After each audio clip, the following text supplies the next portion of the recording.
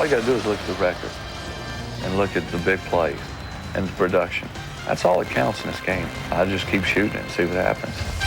Now tonight, Mike Holmgren, the man who coached Favre and the Packers to a Super Bowl title, brings his Seattle Seahawks to Lambeau Field in Green Bay to face the Packers. An emotion-charged evening just ahead on ABC's Monday Night Football.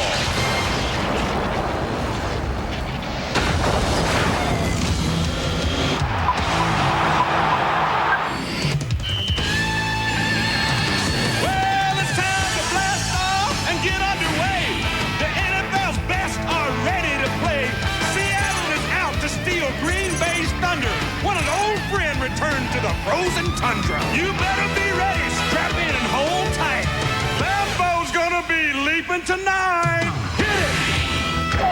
Come on and hit it.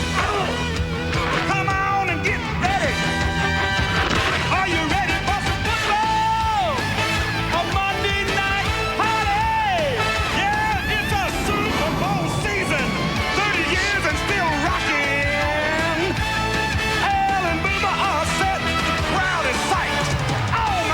Friends are here for Monday night. That's right.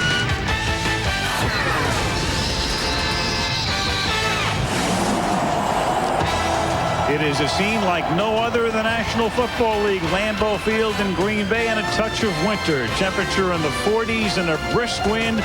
Sold out at Lambeau as the Packers take on the Seattle Seahawks. Al Michaels with Boomer Esiason and Leslie Visser. Every Packer fan circled this date when the calendar came out, when they looked at the schedule, because it meant Mike Holmgren comes home. He coached here for 7 years. He took the Packers to 2 Super Bowls and won 1. That was the scene just a couple of minutes ago when Mike walked out onto the field. So there will be a tremendous amount of emotion in this stadium tonight on a day when the National Football League has seen another type of emotion. Walter Payton died today.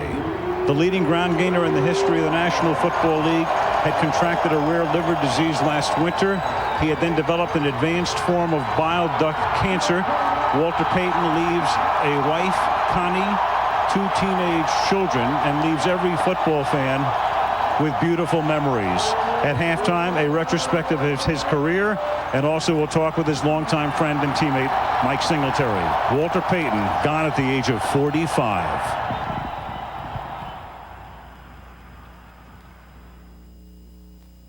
This game is also being broadcast in HDTV in cooperation with Panasonic on the digital TV channel of your local ABC station where available.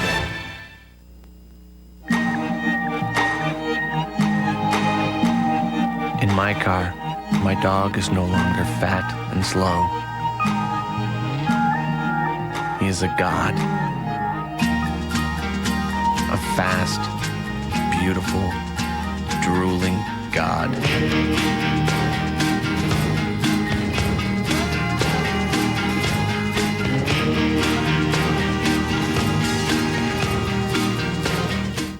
ABC Tuesday on Once and Again. It's his son's big game. All right. Only one problem. His ex-wife is there. His girlfriend's not. It's not like you'll be sharing a room, right? Billy Campbell and Sela Ward in the provocative and sexy Once and Again. ABC Tuesday, 10/9 Central. Spanish commentary for tonight's game can be heard using the SAP feature on your TV set where available. Brought to you by National Car Rental. Crowd already in a very raucous state as Holmgren comes back. The Seahawks come in. And Boomer, the Seahawks have the longest run of any team in the league without making the playoffs. 1988, the last time they played a postseason game, but they've got the right guy to get them back. They sure do, Al. You know, for the last 4 years, they've been hovering right around 500. They've spent a lot of money on their roster. Paul Allen decides, look, what do we have to do? We have to go out and get a guy who has great credibility, give him the reins to the entire franchise. That's Mike Holmgren, and allow him to put his stamp on this franchise, much like he did 7 years ago on the Green Bay Packers. Mike Holmgren's got his work cut out for him, especially tonight with Brett Favre. I don't know if he'll be homesick at any point, but if he gets homesick, I guess it's when he looks across the field and sees number 4 in green. Oh, he's unbelievable, Al, and we heard in the opening his teammates talking about him. I talked to Frank Winters, the starting center.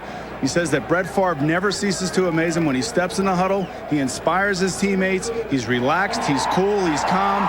and he's fun to watch. And who knows where that ball is going to be going tonight. It's going to be all over the place. Look for some big plays from Brett Favre tonight. Great matchup tonight, and a lot of respect and admiration and even love as Holmgren and Favre got together tonight. First time they've seen each other in months.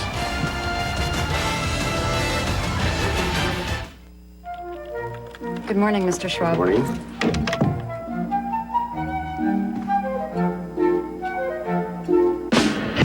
Introducing Velocity from Schwab, the new incredibly powerful online trading software system.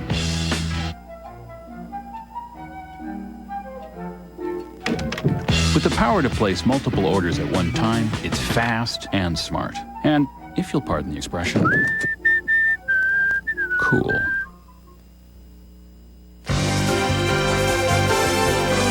ABC Sports welcomes you to the following presentation of the National Football League. Man of the moment right now is Leslie Visser. Hi, Leslie. Hi, Alan Boomer. It was a very warm reception. Most of the signs said thanks for the memories. But, Mike, so much has been written, so much has been said. What was your emotion as you came out here right before kickoff? Well, it's very special and in some ways rather difficult. Those guys across the field meant a lot to me for 7 years, and now I'm on the other side. And these guys on this side mean a lot to me, so I'm glad we can finally play the football game. Well, no one knows Brett Favre better than you do. What have you told your defense on how to attack him? Well, we're just going to try and mix things up and try and pressure him. If he gets a beat on you and can kind of figure out what you're doing on a play-by-play basis, then it's awfully hard. So we're just going to try and mix it up. Well, everyone's looking forward to it. Thank you, Mike. Al, we're going to get to see the Northwest Coast offense. Yes, we are. Very good. With a northwesterly wind, too, Boomer, because we were down on the field and the wind has picked up, a front moving through, and it is swirling and it is cold.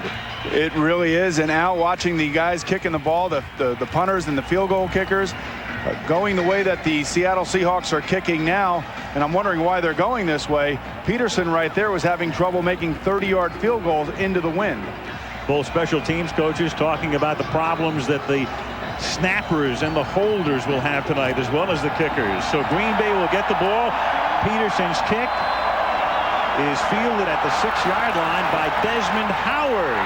And Desmond Howard almost breaks it, brings it out to the 38-yard line. He's had a tough season running back kicks. In fact, he's been on the cusp of losing his job as the kickoff returner, and brings this one back to the 37-yard line. 31-yard return. Brett Favre. His type of season, you look at those numbers, not particularly impressive. 10 TDs, 8 picks, but then the 3 come from behind last-minute wins, thanks to him. Levens and Henderson in the backfield. Schrader and Freeman outside. Davis, the tight end. Verba, Wall, Winters, Rivera, and Earl Dotson up front. On the ground, this is Levens, and Dorsey goes nowhere. No gain. It'll be 2nd down and 10. And with Brett Favre making this start tonight, tying Ron Jaworski for most consecutive starts, we look at the Seattle defense. They'll take the ball out of play. Sinclair, Adams, Kennedy, and Daniels. That's a great front four.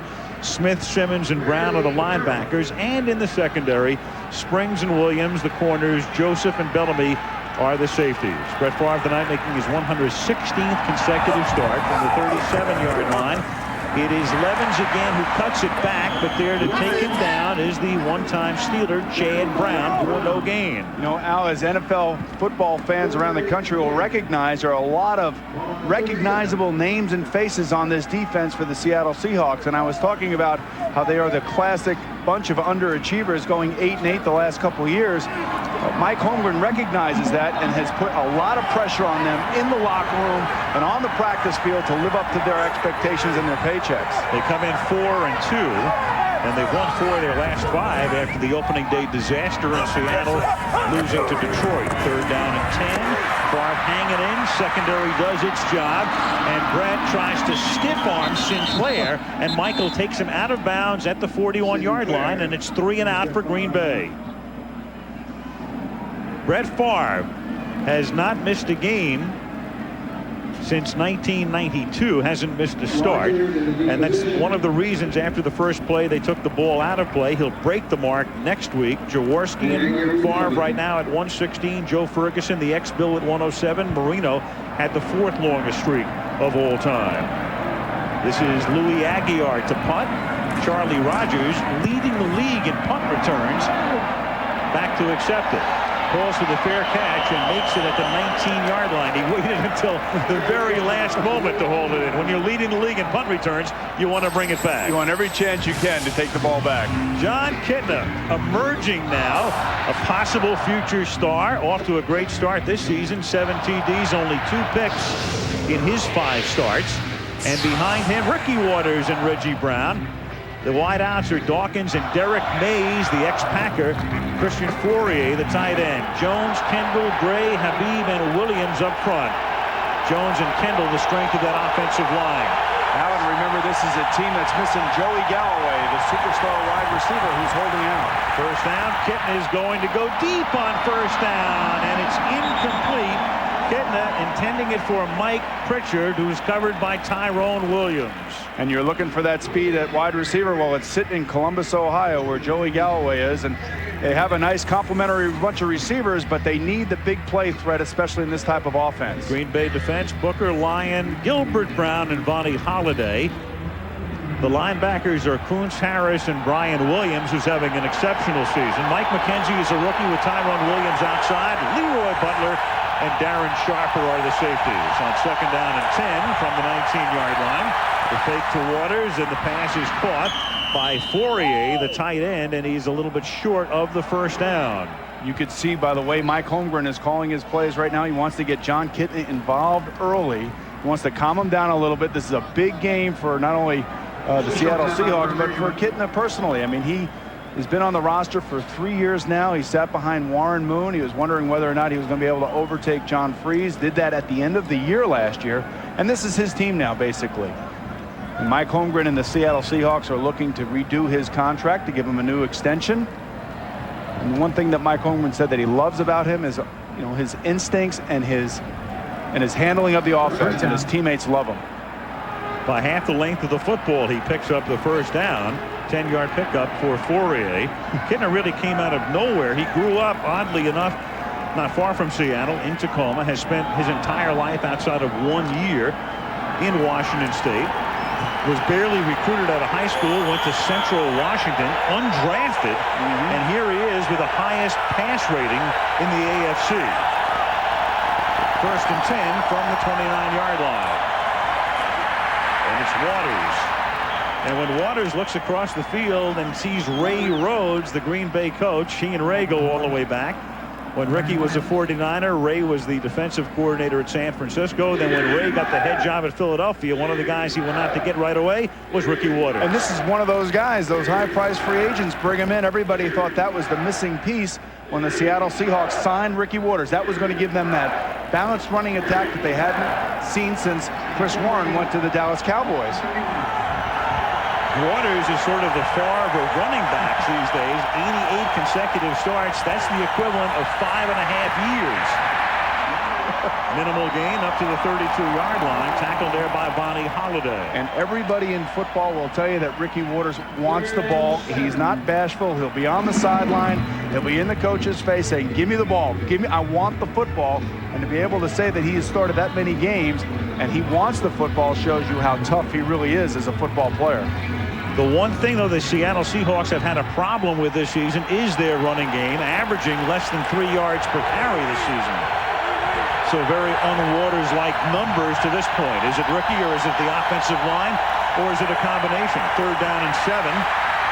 Kitna stepping up and stepping out and stopped at the 37, short of the first down by Brian Williams. Well, if John Kitna wants to live to play another game, he's got to be careful. You have to get down. Even when you think that there is a chance for a first down, you still have to play smart. You see right here, he shows good poise in the pocket, decides to put the ball away, but get down. Don't take those direct hits from those linebackers who are looking to knock you out. Jeff Beagles to punt, and Desmond Howard to run it back. Into the swirling wind, a wobbly kick, an angle kick. Howard from the 17-yard line. And Howard, almost pinned against the sideline, turns it into a 21-yard run back up to the 38, where he's forced out by Logan. 10:55 left in the opening quarter in Green Bay. 0-0. Against the Bears, in fact, Walter gained more than 2,400 yards against the Green Bay Packers in his illustrious career. They remember him all over the Midwest and indeed all over the country tonight. First down for Green Bay from the 37-yard line. Favre's first pass of the game is caught, and there's a broken tackle. Henderson turns what would have been a 2-yard gain into about a 13-yard pickup. Jay Bellamy couldn't wrap him up, and that's been a problem for teams around the NFL this year. Lack of crisp, good tackling. But what you see there, Al, is you see the defensive formation right here against the Packers, forcing Brett Favre to throw it out there, and then having them have somebody correctly in the spot, but you have to make the tackle. And that's one of the things that we talked about earlier. Will Mike Holmgren be able to defensively take advantage of what he knows about the offense of the Packers? And certainly right there he did. First down from the 50-yard line. Favre again throwing down the left sideline, and that's incomplete, intended for Tyrone Davis, the tight end. Couldn't figure out which shoulder to look over as Davis moved toward the sideline. And with that ball hanging up there in the swirling wind, not an easy catch. And I'm not going to sit here and tell Brett Favre how to throw the football, but when you try to throw a touch pass like this, you could see this ball wobbling. Not an easy catch for Tyrone. It actually started on his outside shoulder, and then it came back to the inside. There you go, to the outside. There you go. And you could see right there how the wind played tricks with that football. You got to drill it in there, and he certainly has the arm to fight that wind. Second down and 10 from the 50. Early in the first quarter with no score in Green Bay. Levis to the short side of the field. Can't turn the corner. Flag is thrown. Our first of the night. Ron Blum is the referee. Boomer, we've been talking to coaches about tackling, which has been pretty poor throughout the league, and a lot of the guys are saying the same thing. We can't afford to get a guy hurt in live tackling drills these days. During the practice during the week is what you're talking about. Everybody around the league knows how valuable these players are, and because of the rash of injuries, I think all coaches are kind of nervous about how they're going to practice. Holding, 83 offense, 10 yards, repeat second down. Second tight end Jeff Thomas. And you're right, Al. That's what you're seeing. You're seeing it out on the football field because tackling is about technique. It's about keeping your head up. You can't tackle what you can't see. And Bellamy, it looks like he tried to wrap up, but Henderson was too strong, but his head was down. Keep your head up when you're tackling so you can tackle so you can see what you're tackling. Jim Lynn, he's listed as a linebackers coach. In effect, he would be Seattle's defensive coordinator. Mike Holmgren brought Fritz Shermer with him from Green Bay, and then, of course, Fritz developed cancer and died in August. And Lynn, in effect, is the defensive coordinator, as Bill Schrader is the intended receiver here, and that's incomplete. Sean Springs with the coverage. Book on Brett Favre early on in games. He's hyper. He throws the ball high. He tends to be a little bit off target. He kind of laughs about it because he knows that's the way his modus operandi is when he gets out on the football field. And there's Sherm Lewis, the offensive coordinator of the Green Bay Packers, and they all know it. And it's just a matter of him just calming down and just getting into the flow of the football game, and that's when it becomes one of the best. 3rd and 20 for the Packers. Favre out of the shotgun from his own 40-yard line. The Seahawks with a 4-man rush. And then Favre guns it over the middle, and it's incomplete. And Antonio Freeman looks for a flag and doesn't find any.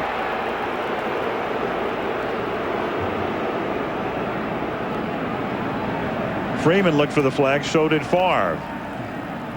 And he might have had a reason to look for that flag. And you can take a look at this as Favre guns it down the field, but Freeman, well, you know, I think the officials do a good job right here of not throwing the football, throwing the flag, because, you know, it's almost like incidental contact. And the ball was thrown behind Freeman. Good non-call as far as I'm concerned. Sean Springs with the coverage. Green Bay to punt. Louis Aguiar.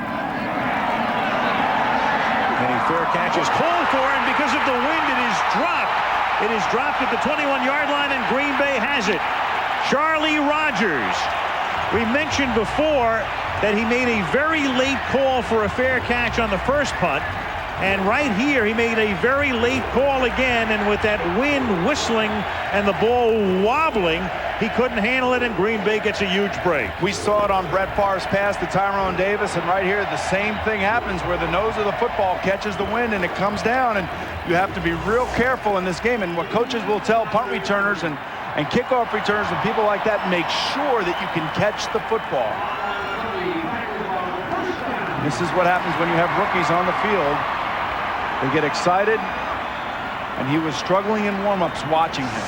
Jim Nelson, number 57, recovers, and there's a look at that front blowing through eastern Wisconsin tonight. But it's a dry front, no precipitation expected. First down, Green Bay at the 20. Brett over the middle, and it is picked off by Sean Springs. Sean Springs, who went to the Pro Bowl last year, showing you part of the reason as he got position on Antonio Freeman and picks it off in the end zone to give Seattle the ball back at just about the same spot they would have had it had the fair catch been made. Not only did Sean Springs make a nice play right here, Antonio Freeman was double covered. Brett Favre should have never thrown that ball, obviously, to that receiver.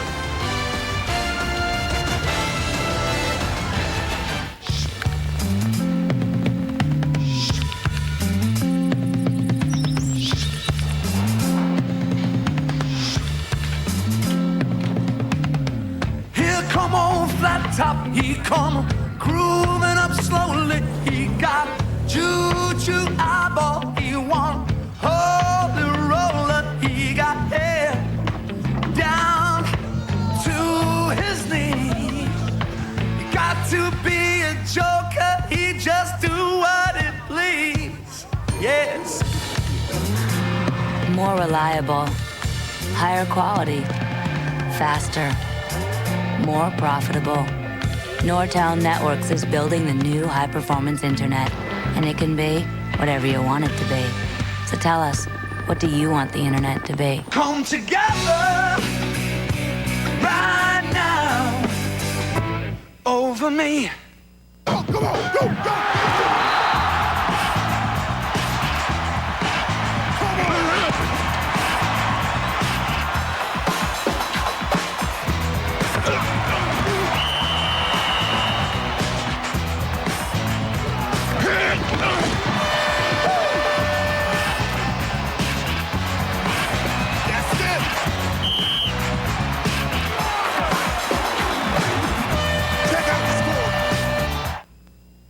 Disney presents America's Favorite Orphan. My parents are alive and they're coming to get me someday. A brand new Annie, ABC Sunday, 7/6 Central. Brett Favre now with 9 interceptions this season to go with his 10 touchdown passes. And the Seattle Seahawks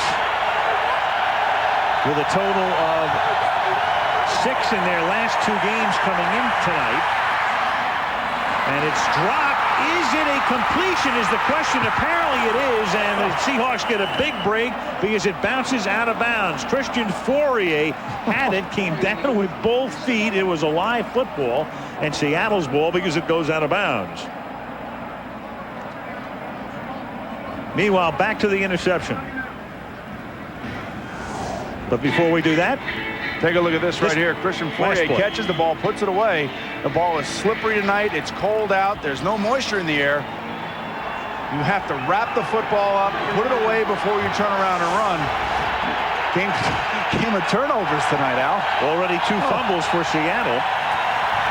Less than 6 minutes into the game. And Kitna throws, and it's caught up at the 28-yard line. Plays over, Jim. As Itula Mealy, the backup tight end, makes the catch. Now back to the pick by Springs.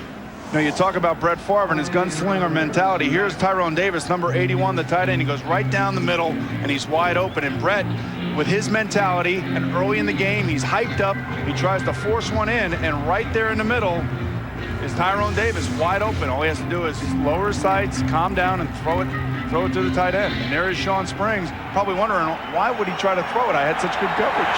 Seattle with 14 interceptions this season. On the other side of the ball, the Seahawks have only been intercepted twice.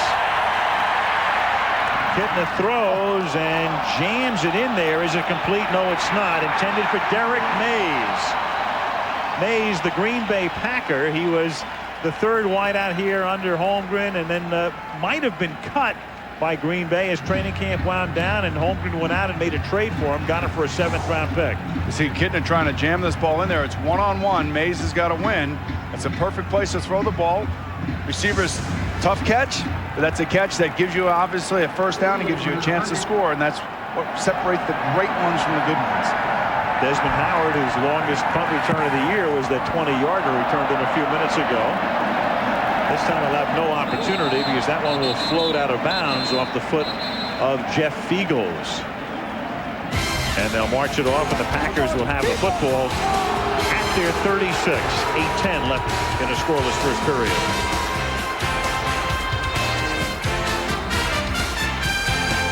Field tackle by Sean Springs. One of the most remarkable things about Brett Favre is how he just fights off the bad plays and just comes out to just throw another football. And now it occurred to me today in looking at a lot of the statistics and watching some of the films on the Green Bay Packers offense and some of the interceptions, the bad throws, and the bad decisions, if that isn't akin to the fact that Mike Holmgren is not on the sideline any longer. Right, isn't Holmgren making the calls, even though he is still working with, in effect, the same offensive coordinator, Sherm Lewis, who now actually does make the play calls. You know, and it's not so much who's calling the plays, it's who's holding you responsible on the sideline. And I know that it's got to be tough for Ray Rhodes to inherit a 3-time MVP, a Super Bowl winning quarterback, one of the brightest personalities in all of the NFL. When he makes a mistake, you know, what do you say to him? And I asked Ray that. He said, well, you know, Brett, you made a mistake. Don't do it again. Right. I mean, it's not an easy thing to do. You know, if nothing else, Brett has a great sense of theater, Boomer, because, I mean, how would he set up those great fourth-quarter comebacks if he didn't screw up early in the game? You're kind of right. But he has that mentality that every quarterback should possess, and that's the ability to forget the last bad play. And here's Henderson. He forgot the last bad play there, and Henderson is able to pick up the first down as he gets past the 46-yard line and moves to the 48. First down for Green Bay. And we talked to Mike Holmgren yesterday about any advantage that he might have coming into this game, knowing the Green Bay Packers so well. I think it helps. I really do. I've spent more time with the defensive guys this week than I normally do because I think I know the offensive players pretty well. I think of their advantages, probably both teams are looking at that they have an advantage. I think those guys think they know me pretty well. And they don't know our players as well as we know their players. That gives me a little edge, I hope. Well, Dorsey Levens is a guy Mike knows very well, and Levens that time breaks one for 15 yards before he's tackled by Kerry Joseph.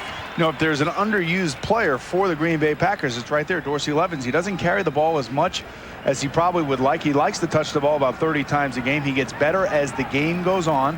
But when you have a quarterback like number 4, you tend to want to throw it more than you want to run it. Green Bay moving to the line swiftly. Here's Henderson again.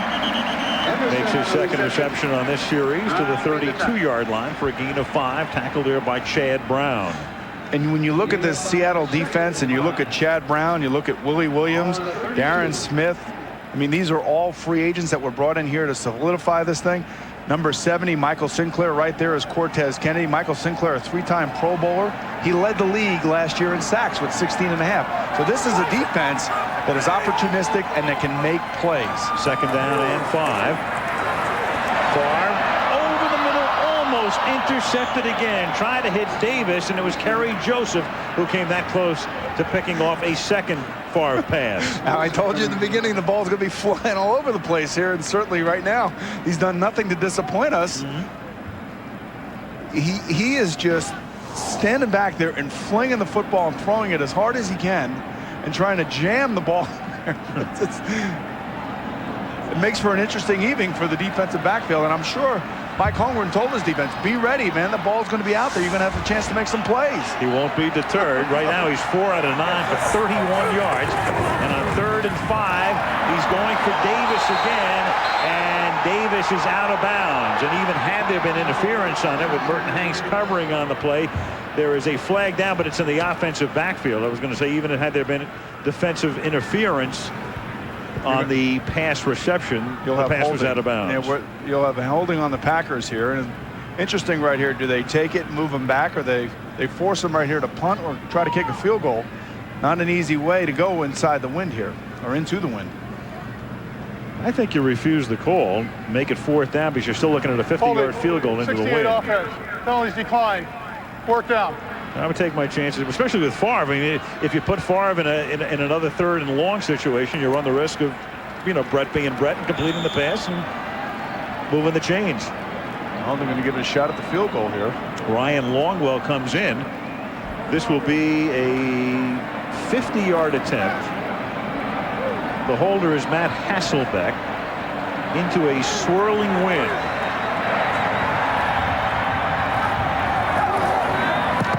And it is blocked, and it's picked up by Sean Springs, who's been all over the joint tonight. And Sean Springs doing a Dion imitation. Touchdown. Now we talked about returns for touchdowns. This is a defensive team that has all kinds of players that can make plays just like this. And now we see a flag at the end. Down at the goal line, maybe for an excessive celebration. No, you're gonna have a call against number 11, Matt Hasselbeck, for his pushing of Sean Springs at the back of the end zone. It's going to be a personal foul. Backup quarterback pushing the DB. Yes, so the touchdown will stand. Hasselbeck was the holder. It might be Lamar King. That's who it is. Number 92. And then Springs comes up with it. And now what happens on nights like tonight with the wind blowing the way it is, kickers try to drive the football. They don't get the height. And big, tall defensive linemen like Lamar King can come in and make a play. So the rookie makes a big play on Monday Night Football. The Seahawks noted for touchdowns on returns, block kicks, fumbles, interceptions, or what have you. In their last 30 games, that's 20 return touchdowns. That one's 61 yards, and Peterson's extra point is good. So a 50-yard field goal turns into a Seattle touchdown. 4:45 left in the quarter, and the Seahawks take a 7-0 lead at Lambeau.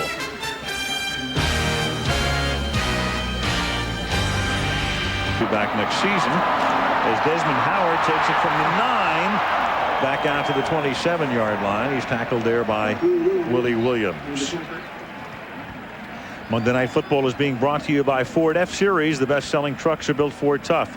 The St. Paul Company's prosperity and liability insurance for business without question. The St. Paul. Charles Schwab. When we created a smarter kind of investment firm, we also created a smarter kind of investor. And Nortel Networks, how the world shares ideas.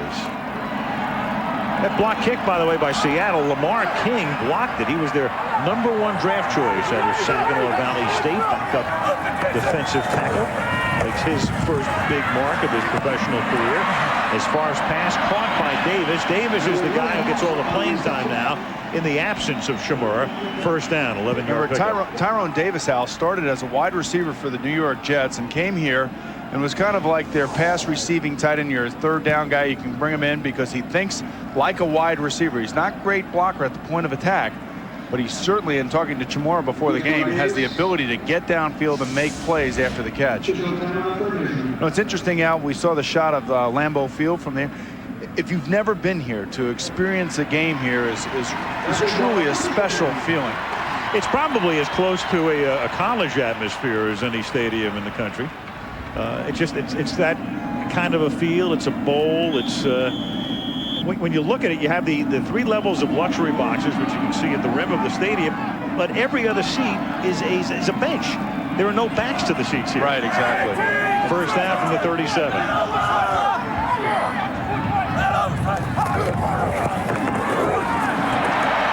is Levens. And I can only think Kansas City would be the other, where everybody dresses in red. Here, of course, everybody dresses in the Packer green and gold. Let's go to Leslie Visser. Leslie? Al, Mike Holmgren isn't the only former Packer to return to Lambeau. Defensive lineman Sean Jones, who of course won the Super Bowl in '96. Sean, what was the impact of Mike Holmgren on this team, and what are they missing? Well, he came from a winning tradition, and he brought that tradition back to Lambeau. Having had all the success that they had in previous years, he just brought the championship feeling back here. It took him a little time to get there, but they got the championship feeling back here. Does everything look familiar on the field? Is there anything Seattle's doing that surprises you? It looks like a real strategic chess match right now. You can see that they're doing pretty much the same thing, but they're getting there in different formations. They're setting up people differently, so it looks differently, but they're still deploying them the same way. Well, I bet Mike still wishes he had you. Thanks, Sean. Back to you guys. You heard Sean talking about deployment of receivers and things, and what the Packers are trying to do right now is to confuse the defensive coordinator and defensive players of the Seahawks and showing them looks that they might not have seen the last 3 or 4 weeks. 3rd down and 5 out of a split back set here after Levens have picked up 5. Favre is pressured, throws, and it's dropped by Dorsey Levens. That's incomplete, and it's 3 and out for the Packers. And Favre reaching for that hand, and that's a problem that he's had, Boomer, since the preseason game we did in Madison against the Denver Broncos when he jammed his thumb. His thumb has been swollen all season. And his thumb has been sprained, and every time it gets hit, it hurt. And last week against the San Diego Chargers, he hit the back of his hand. I talked to him before the game, shook his hand, and there's still swelling in the back of his hand as well as his thumb. So Ray Rhodes said they're watching that, so they know that if he does hurt his hand, they will not call another pass play. Aguilar to kick. Seahawks let this one bounce. When I say they won't call another pass play, it'll be in that series. They won't call back-to-back pass plays if his hand is hurting him. They'll take a rest right now because Seattle gets the ball. 2:37 left in the quarter in Green Bay. 7-0 Seattle. Ooh, that's ugly, isn't it? Mike Holmgren has not walked off this field with a long face very often. There it is, the best winning percentage by a head coach in any one stadium. Holmgren in Lambeau Field, 42 wins, 5 losses. And tonight, coaching for the first time on the other side of the field, has a 7-0 lead as Ricky Waters takes it up to the 19-yard line for a gain of 1. College football this Saturday, and the big star in this state is Ron Dane, the Great Dane from Wisconsin. You'll see him against Purdue at 3:30 Eastern Time. Regional action here on ABC, along with those other games this Saturday. College football right here on ABC. Chiefs heads out in force, of course, at Lambeau Field. 2nd down and 9 at the 19-yard line. Kitna throws, and that is incomplete. Try to get it into Sean Dawkins, who felt he was interfered with by Mike McKenzie. Officials say no. Al, Mike McKenzie's a great story. He was one of 3 rookies drafted this year by the Green Bay Packers in order to try to strengthen their defensive backfield. He was the last of the 3 drafted. He finds himself starting now. Vincent and Antoine Edwards were the other 2. He had an interception last week against San Diego. Ray Rhodes told us he was in the wrong spot when he made that interception. So after he got all the congratulations from his team, he said, "You're in the wrong spot. Get back to where you belong now." Right. 3rd down and 9, and Ray would know he was a great defensive back himself. And that's incomplete, intended for Dawkins, and there is a flag down. Darren Sharper just laid right into John Kitna on the blitz, and Kitna showed me some courage standing in there and taking it, knowing that it was coming, and still threw the football. That's not the reason for the flag. The flag is up at the 36-yard line. I think they're going to wonder about this ball is uncatchable. There we go. No foul on the play.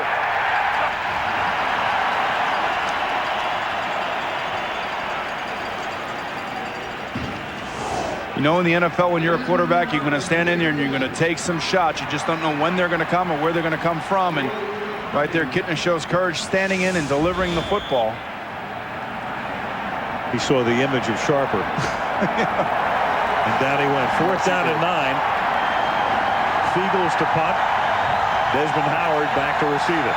Don't you get the feeling that Desmond Howard is going to try to do something special here? He's had a couple of good run backs already tonight.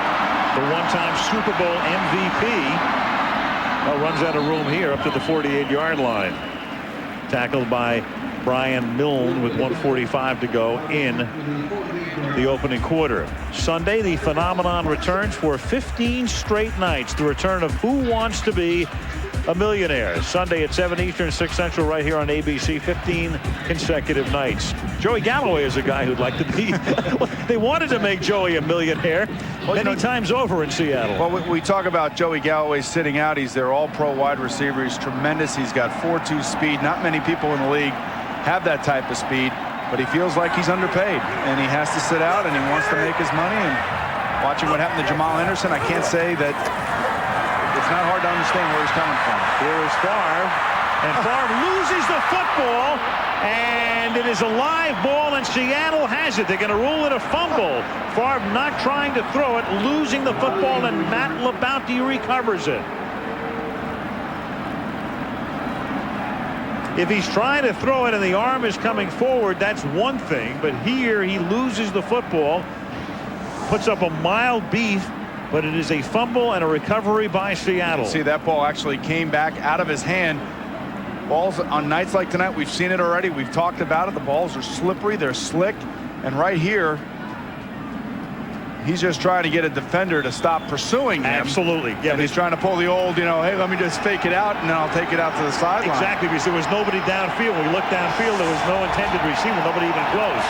From the 49-yard line, Kitna now goes back to work, and Kitna tries to shovel it forward.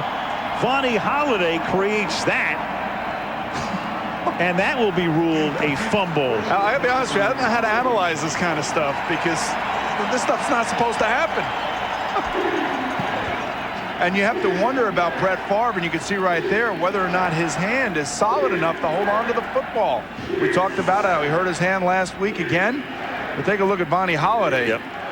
Now, that's obviously a fumble right there, and Ricky Waters just falling at Ricky. Kitten has been prone to fumbles.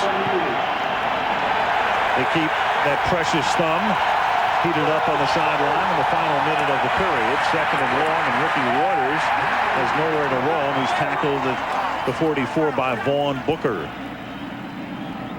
So it'll be 3rd down and 17 upcoming with a half-minute to go in the first quarter. And that's a scene, remember, we saw that in August in Madison, Wisconsin. Favre injured his thumb that night, had to come out of the game. X-rays were negative, and he keeps banging it on helmets and shoulder pads, and he'll just have to live with it all season. Well, it doesn't seem to bother him in 4th quarter of games, though, does it? No, it doesn't. He's got it loose by then. What it is. 3rd and 17 from the 44-yard line. Kitna hits Dawkins, and Sean into Green Bay territory, but well short of the first down at the 43-yard line. It'll be 4th down. And you can see Mike Holmgren just playing field position, try to get the ball out to the receiver and give his punter a chance to put them in trouble, the Green Bay Packers, field position-wise. End of the first quarter, Seattle 7, Green Bay nothing, and Monday Night Football returns after this message and a word from our ABC stations.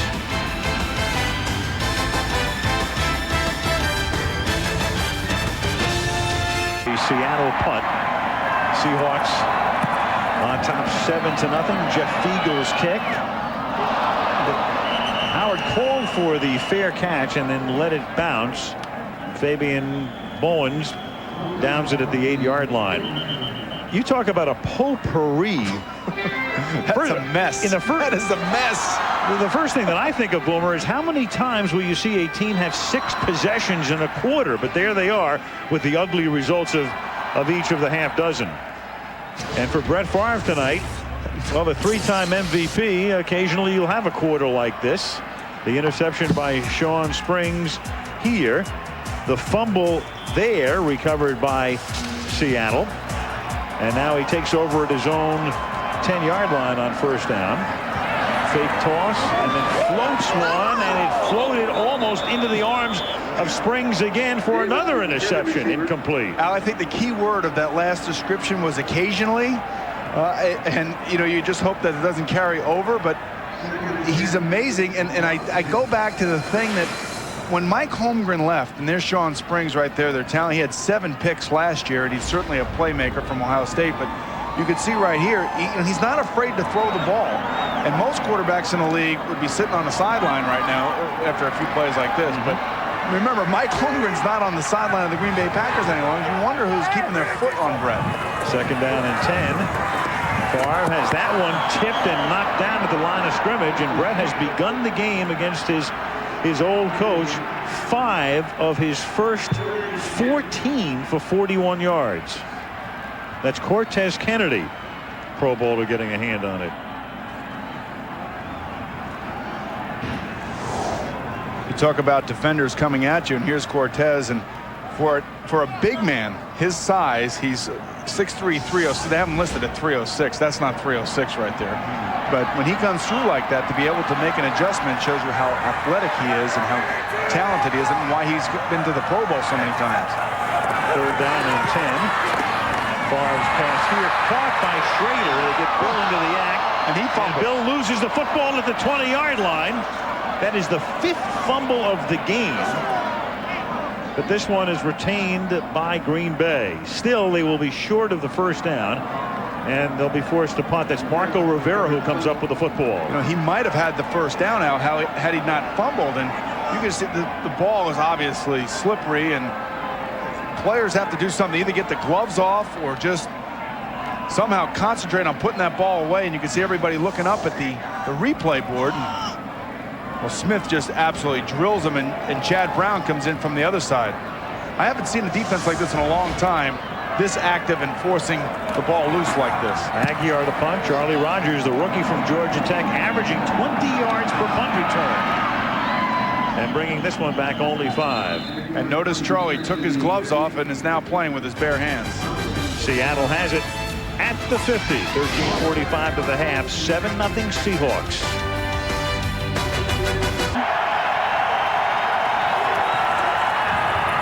Ricky Waters on a sweep. And runs into some traffic as he turns the corner and gets tackled by Brian Williams after a 3-yard pickup. We talked to Ray Rhodes about his defense, and we asked him who is playing well, and he said when they have to play against Ricky Waters, the linebackers are going to have to play well, and certainly Bernardo Harris, George Kuntz, and Brian Williams have done that for Ray Rhodes this year. Feels real good about his linebacking play and his defense in general. And he gets Santana Dotson back tonight as well. He's missed 4 games with a bad back. When we hit in and out of the lineup, where he is in there right now on 2nd down and 7, number 71. Waters. And he picks up about 4. And there's Dotson making the tackle. And when you play against a back like Ricky Waters, on defense, you always have to stay at home because of his propensity to cut it back. He has a real good sense of vision and field. And he's not afraid to cut the ball all the way back against the grain. So when you are getting ready to play, you have to make sure that you have to stay there and stay at home. And that's exactly what Santana Dotson did right here. You can see he's reading. He's not overreacting. He's staying there, and he's waiting for the running back to come back so he can make the play. Had a stinger in the game against Detroit a few weeks back and has been inactive since. 3rd down and 3 as Kitna throws, and it's incomplete. Trying to dump it off to Reggie Brown, the fullback, and threw it behind him, and Seattle is forced to kick. Now, when John Kitna gets more comfortable in the pocket, he'll complete passes like that. They had the appropriate play on for the defense. Reggie Brown, you could see right there, is telling me, just put it out in front of me. Just put it out in front of me. And Kitna's just got to calm down and just throw the ball easily and give his back a chance to make the catch. Jeff Fiegels, his 780th punt, 780th of the decade, is fair caught at the 14-yard line by Desmond Howard. 12-11 left in the half. The Fox River in Green Bay, 7-0 Seattle. Minnesota with us next week. It seems like the sleeping giant has awakened in Minnesota, courtesy of Jeff George. They have. Here is Levens taking it up to the 18-yard line for a gain of 3. 2nd down and 7 for the Packers. We're going to see a lot of the Packers. They'll be on 3 times the rest of the way on Monday night, counting tonight. And we'll see the Vikings 3 times down the stretch as well. You know, they've been battling all year just to get back to 500. A big win yesterday in Denver. Should be an exciting game next week. Definitely. 2nd down and 7 from the 18-yard line. As far as it caught by Antonio Freeman at the 26-yard line. Well, the other thing to watch when you're watching the Green Bay Packers, you know that they've had a terrible time in the first quarter to completing passes. They're fumbling it. They're not looking good. Brett's trying to force things. But Sherm Lewis has got so much confidence in Brett Favre that they're just going to continue to throw. I mean, that's the way they're going to win. He's going to be aggressive with them, and he's going to keep them going. He's not going to let them, where most offensive coordinators would be more conservative and try to take the quarterback out of the game. He's just going to hand him more plays.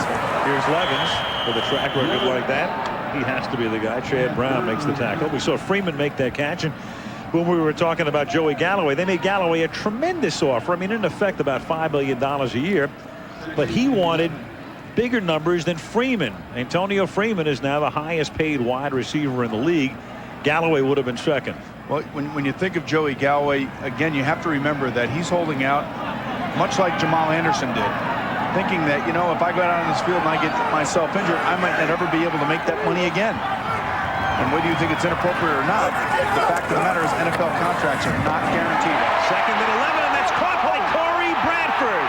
And Corey Bradford got into the seam and goes all the way for the touchdown.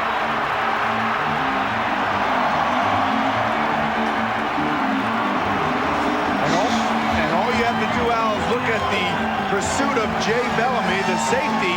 He went for the interception, and instead of going for the receiver, and Brett Favre rifles it in there. I don't think Jay Bellamy has ever seen a ball thrown that hard. And he knows right there, Jay Bellamy, number 20, that he took the wrong pursuit angle. Here he comes. He's trying to go for it, and he can't make it. He cannot make the play. And number 27, Willie Williams, falls down, and Bradford's off and running. 74 yards. Favre to Bradford, and Longwell's extra point is good. Do you see it all with Brett Favre? Feast or famine, right? Haley feast. 10-17 to the half. Game tied.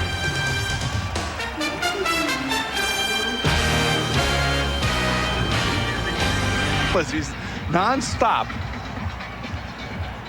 Well, he and Bradford linked in the Minnesota game on that 4th and 1 with 12 seconds left at the end of September to win it. And here, 74 yards, longest play of Bradford's career to tie the game. Amon Green is back to receive. Ryan Longwell to kick off for Green Bay.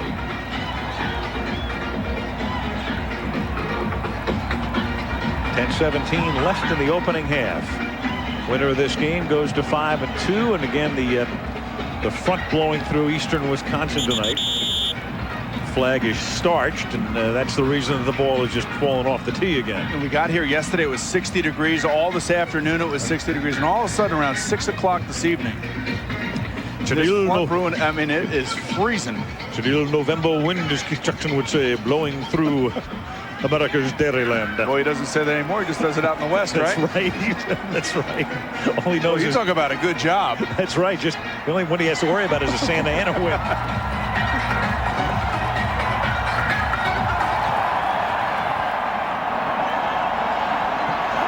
The kick is bouncing at the 16. Green has to pick it up and then brings it back to the 22-yard line. Amon Green let it bounce, and that's where Seattle takes it. Boomer, another look now at the TD. Here's the safety, Jay Bellamy. He's going to come down in here, and it's all about pursuit and making sure that you hit the right angles in football. He sees a 3-step drop by Brett Favre, takes the wrong angle, and the players in this league are so fast, Al, that if you're not on target and you're not hitting your landmarks, goodbye. And that's exactly what Corey Bradford just did right there.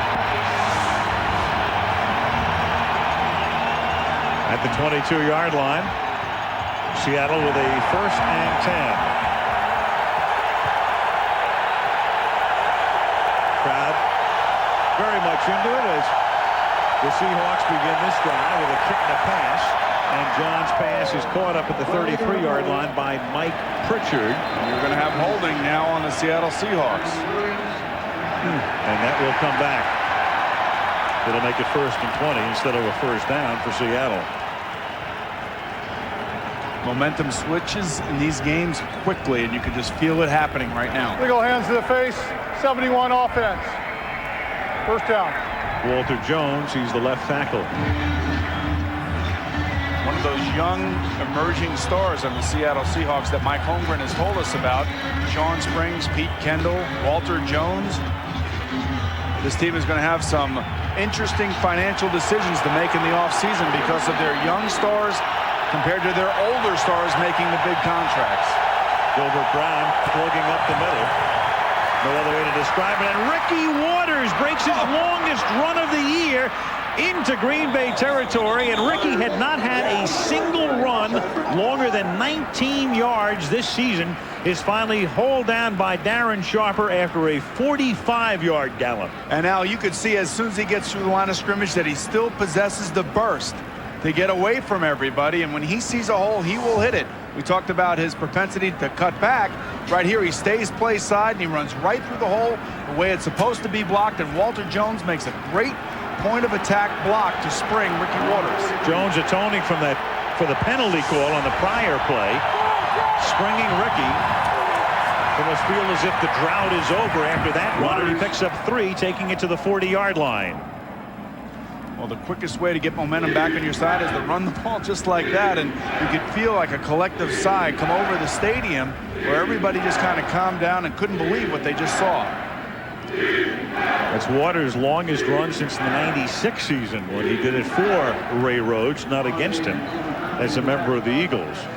Under 9 minutes to play in the half, with the game tied at 7. Seattle's touchdown on a blocked kick.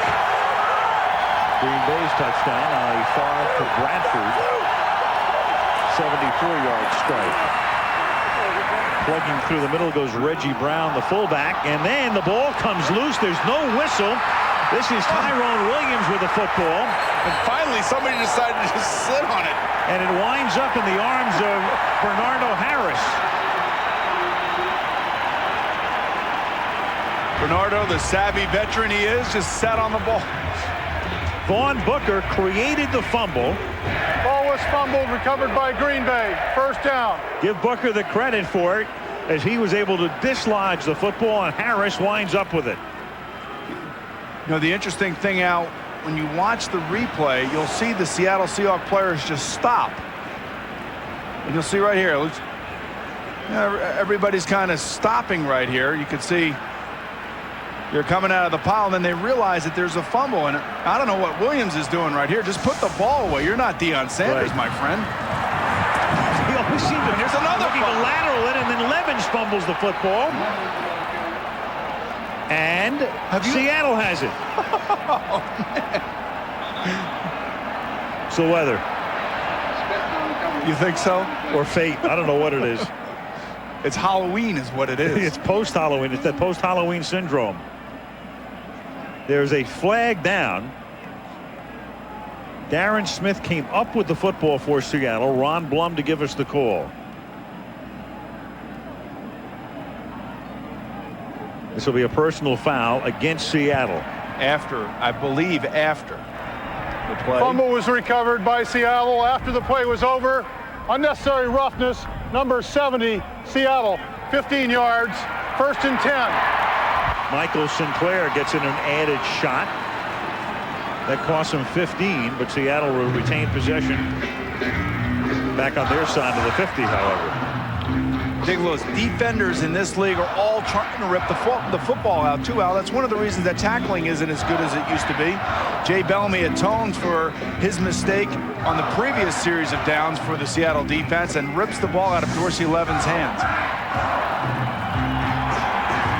Already 5 turnovers in the game, and Seattle has it at the 48-yard line.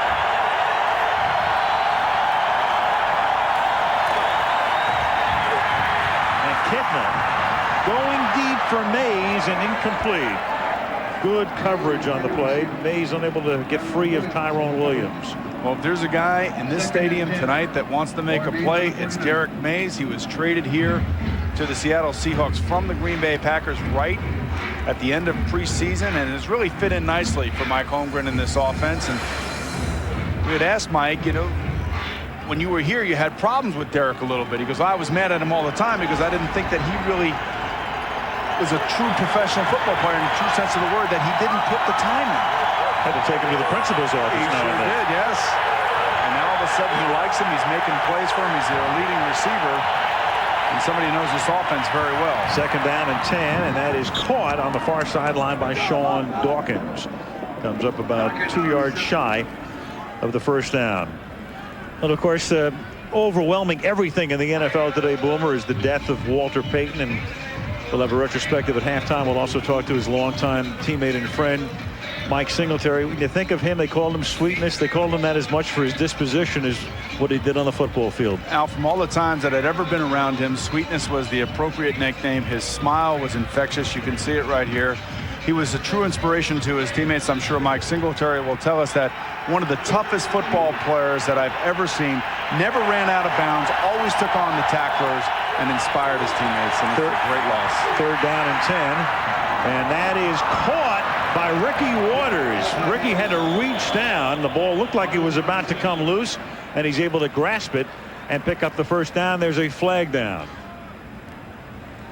I think they're actually going to call number 51 Brian Williams for holding Ricky Waters coming out of the backfield.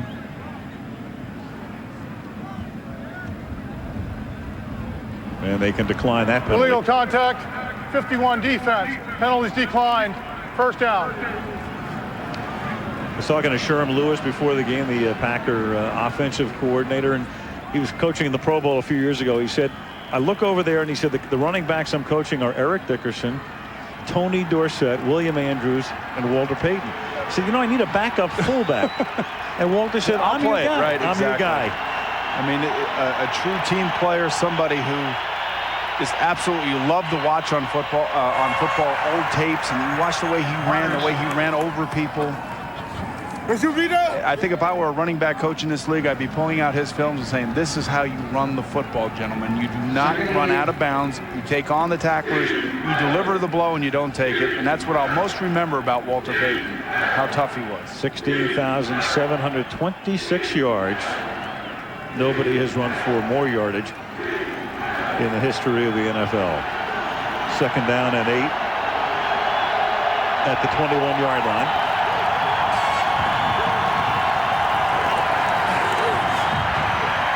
Kittner throws, and is caught by Derek Mays, and Mays takes that to the 10-yard line, and that's a 1st down. Now, you talked about John Kittner and the fact that he's only thrown 2 interceptions. He's careful in the red zone. Mike Holmgren loves to throw down in here. That's one of the reasons that Brett Favre, for all those years, had so many touchdowns, as opposed to, say, like the Dallas Cowboys. When they get down into this area, they want to give it to Emmitt Smith and Troy Aikman. His statistics kind of suffer from that. Well, it's the opposite. When you're down in here, Mike Holmgren loves to throw the football and throw touchdown passes. And I think Kittner will be the one that will be the beneficiary of that in the years to come. 1st and goal from the 10, so right to the air he will go. Pump fake to the back of the end zone, and it is juggled and caught by Mays. What a Derek catch. Mays, is he going to do a Lambeau leap? Not quite. Well, Mays had done a few Lambeau leaps before, and even Kittner says, hey, come on. Just enjoy the moment. And actually, Holmgren was telling us last night he didn't want any funny stuff from Derek Mays. Well, I think he forgot for a moment who he was playing for, but what a terrific catch, and what a great job by John Kittner not going to his first receiver, who was the tight end, coming underneath and throwing it to Derek Mays as his secondary receiver. We talked about how Mike Holmgren loves to throw. Kicks away, gentlemen, kicks away, gentlemen. Todd Peterson for the point after, and so that has silenced the stunned Lambeau crowd as Mays makes the catch. You can see Mays is actually the 2nd or 3rd receiver out. The tight end underneath, they were trying to sneak him out. But Kittner sees that his tight end is not open, and he hits Mays. On a night when every other ball is being dropped. Nice job of just being patient, poised, and looking over the field. And there goes the tight end. He sees that he's covered and then comes back to his 2nd receiver. And then take a look at this at the end. You talked about Mike Holmgren telling Derek Mays, don't be stupid, don't do anything. Look at this. Couldn't help himself. Yeah, well. 1st down from the 17. And Favre gets sacked. That's Cortez Kennedy on top of him. And that's 306 pounds on top of you. A few more pounds than that, Al, I think. Yeah. Just ask Brett. Monday Night Football being brought to you by the people inspired to build vehicles for your mind and heart. Nissan Driven. Miller Lite, taste a true Pilsner. Dell Computers, pioneering direct internet ideas for your business. Be Direct Dell. And Dr. Pepper and your local Dr. Pepper bottler. Dr. Pepper, this is the taste. Here you go, Freddie. is actually audibling right now, and a guy that's struggling tonight, he's making the play calls at the line of scrimmage. 2nd and 16, and that is Sam Adams. Sam Adams is playing his first ever Monday night game. He's in his 6th year out of Texas A&M, and when you play on a line with Michael Sinclair and Cortez Kennedy, you don't get a lot of attention, but this is one of the finest defensive tackles in the league. And talking to Frank Winters, the center for the Green Bay Packers before the game, said this guy is a house. You hear so much about Warren Sapp, and rightfully so, because he's a great player. But over in the AFC, there's a pair right here of defensive tackles, Cortez Kennedy and Sam Adams. If you stay on them like Mike Holmgren's doing, they'll play for you, and they'll make big plays. 3rd down and 18. Seahawks do jump. Were they induced is the question. Probably not, because the play is allowed to continue and Favre's pass is incomplete. And he whipped that one knowing that he had a free play.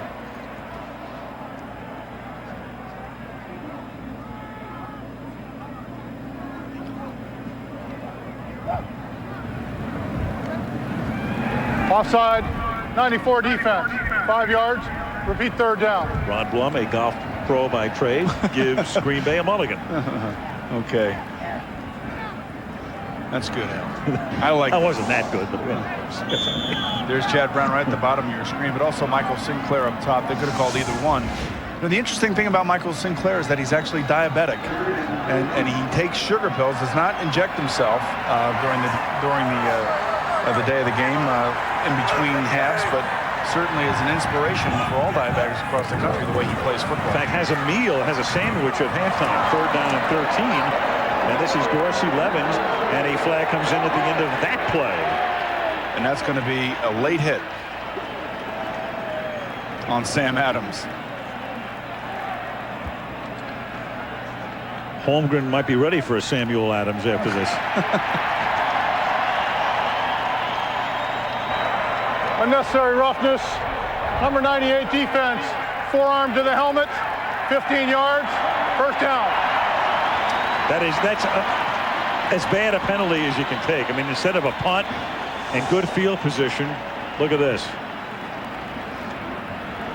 You see that he's clearly down, and well, it probably looked worse than it actually was, and the official was right there. He probably heard the clank, and he probably felt like Dorsey was unprotected, and he wanted to make sure that the defense realizes that if you do that, you're going to get penalized. So lead with the elbow. And this is Levens now trying to exploit it, and is close to a 1st down. Run out of bounds by Kerry Joseph. Al, when you talk to coaches around the league, they'll tell you there are about 7 plays in a game that give you the opportunity to either win or lose the game, and that play right there could be one of those 7 plays. You just never know when it's going to happen. 2nd and 1. Holmgren still angered over the Adams personal foul. Really giving it to the officials. They're actually going to measure here, I think. When you look at Mike Holmgren, you see the glasses, you see like the studious kind of look to him. He's a bright guy, but he can be one fierce guy on the sideline. I mean, he is in everybody's face, and should probably remind everybody the reason that he left Green Bay wasn't because he was unhappy here, is because that Seattle gave him the opportunity to run the whole thing. He is now GM.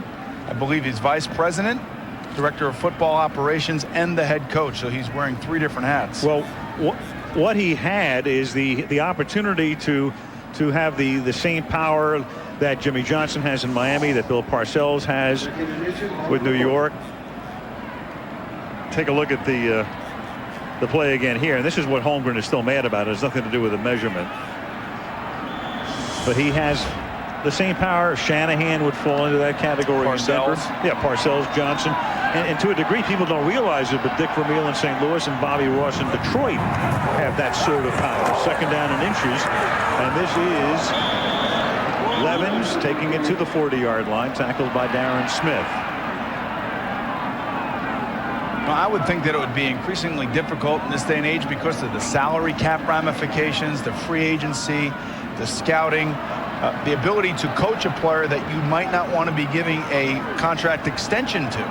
When every player on your team knows that you're the one who's controlling whether or not he gets a contract, not only is he coaching you, but now he's also negotiating with you. A very tough deal to deal with. 3rd down and 1 from the 39-yard line. And this is Levens again, escaping a tackle in the backfield and out to the 48-yard line.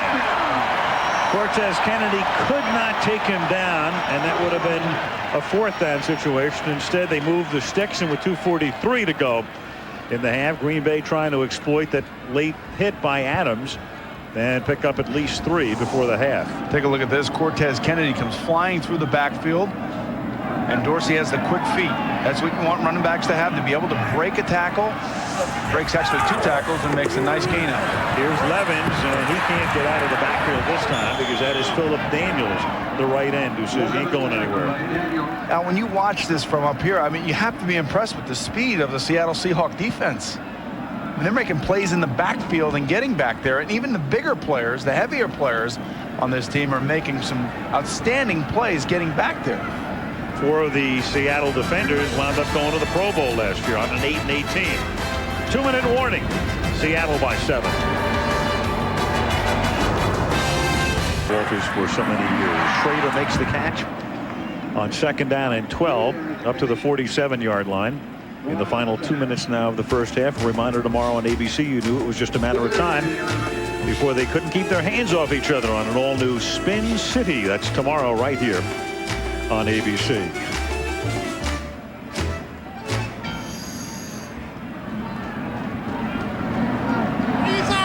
Third down and 11 now for the Packers up at the 46-yard line. Favre, after buying time, hits Schrader, and he takes it to the 42-yard line. Tackled there by Chad Brown. This is the same type of play that they ran before when Bill Schrader actually fumbled the football. What you really love about this is the wide receiver catching the ball and making like a running back and getting straight up the field. This is how you're supposed to do it as a wide receiver, run after the catch. Green Bay takes its first timeout. 1:16 to play. That's left at the 42-yard line. Here's Favre. Going deep, and it is incomplete, intended for Schrader, and Springs got back there to break it up. It's amazing. He threw that ball on a rope about 50 yards, and he tried to drive it in there. This is where Brett Favre is so dangerous, this part of the game. The 2-minute drill inside of 2 minutes, inside a minute almost, and he will fling the football everywhere. And you can see right there that he actually has Schrader open. It seemed to me like the ball got knocked down by that swirling wind on that part of the field. Schrader does a nice job of becoming a defender at the end of it. You got to love that. Grabs the mask and on 2nd and 10 now from the 42-yard line. Favre under pressure, gets whacked as he throws, intended for Davis. And the crowd looking for a flag as Brian Walker came in and hammered him, and there is no laundry on the field. We talk about the different things that you can do to try to confuse Brett Favre, and the Seahawks are doing that on defense, bringing different blitzes out of the secondary. And this is what you would call a zone blitz, where he comes in flying by himself. And you can see number 68 right there. Mike Wall, the offensive guard for the Green Bay Packers, just turned his attention away from the blitz and tries to help the left tackle.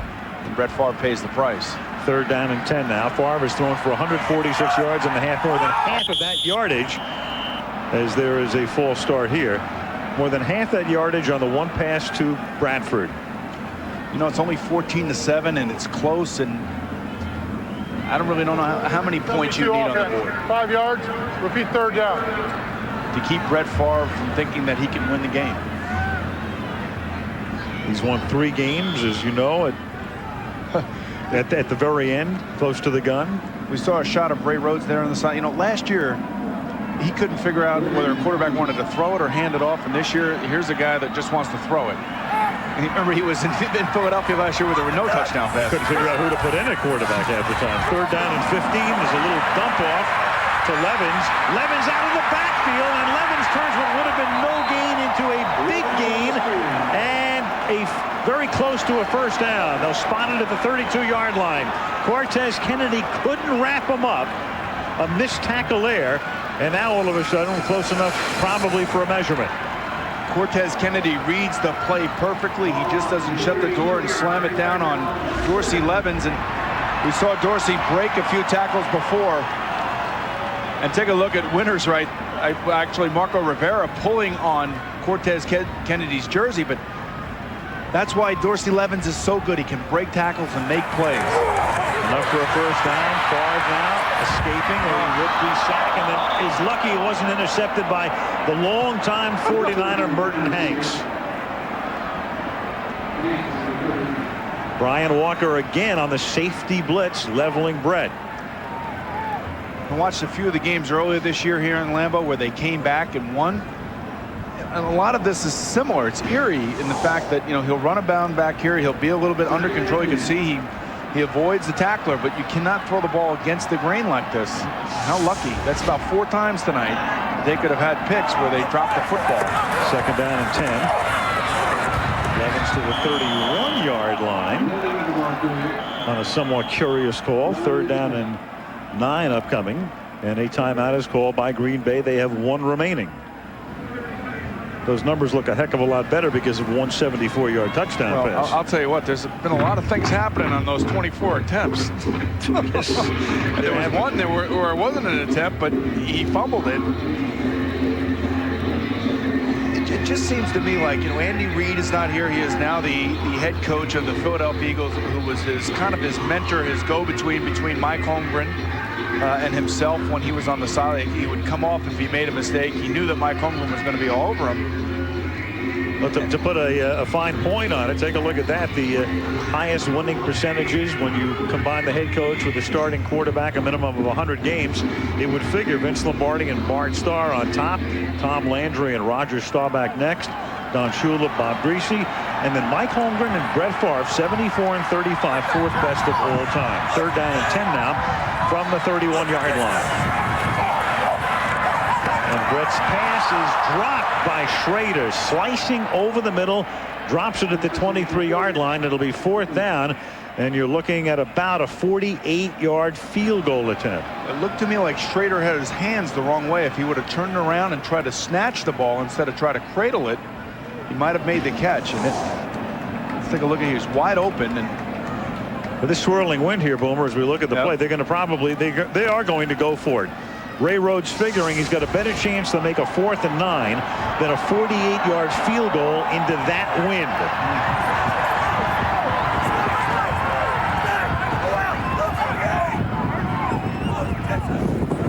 And so far from the gun on 4th down. Favre throwing, and it's picked off at the 3-yard line.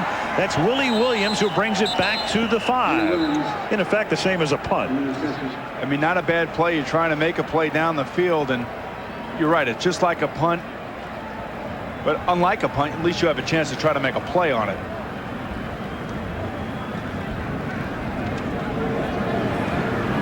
And with 34 seconds left, Seattle will take over deep in its own territory. Look at the wind. Look at the wind take that football just out to the left and just holds it up, and Williams goes up and snatches it. I don't really have any problem with that particular play right there by Brett Favre, but it's not going to look good on the stat sheet when it's all over said and done with. It's tough to have the stream of consciousness that a defensive back would need. It would be better to have knocked it down. Right, exactly. But he wants stats too. He wants to go and say, hey, I got to pick off for Brett Favre. He does.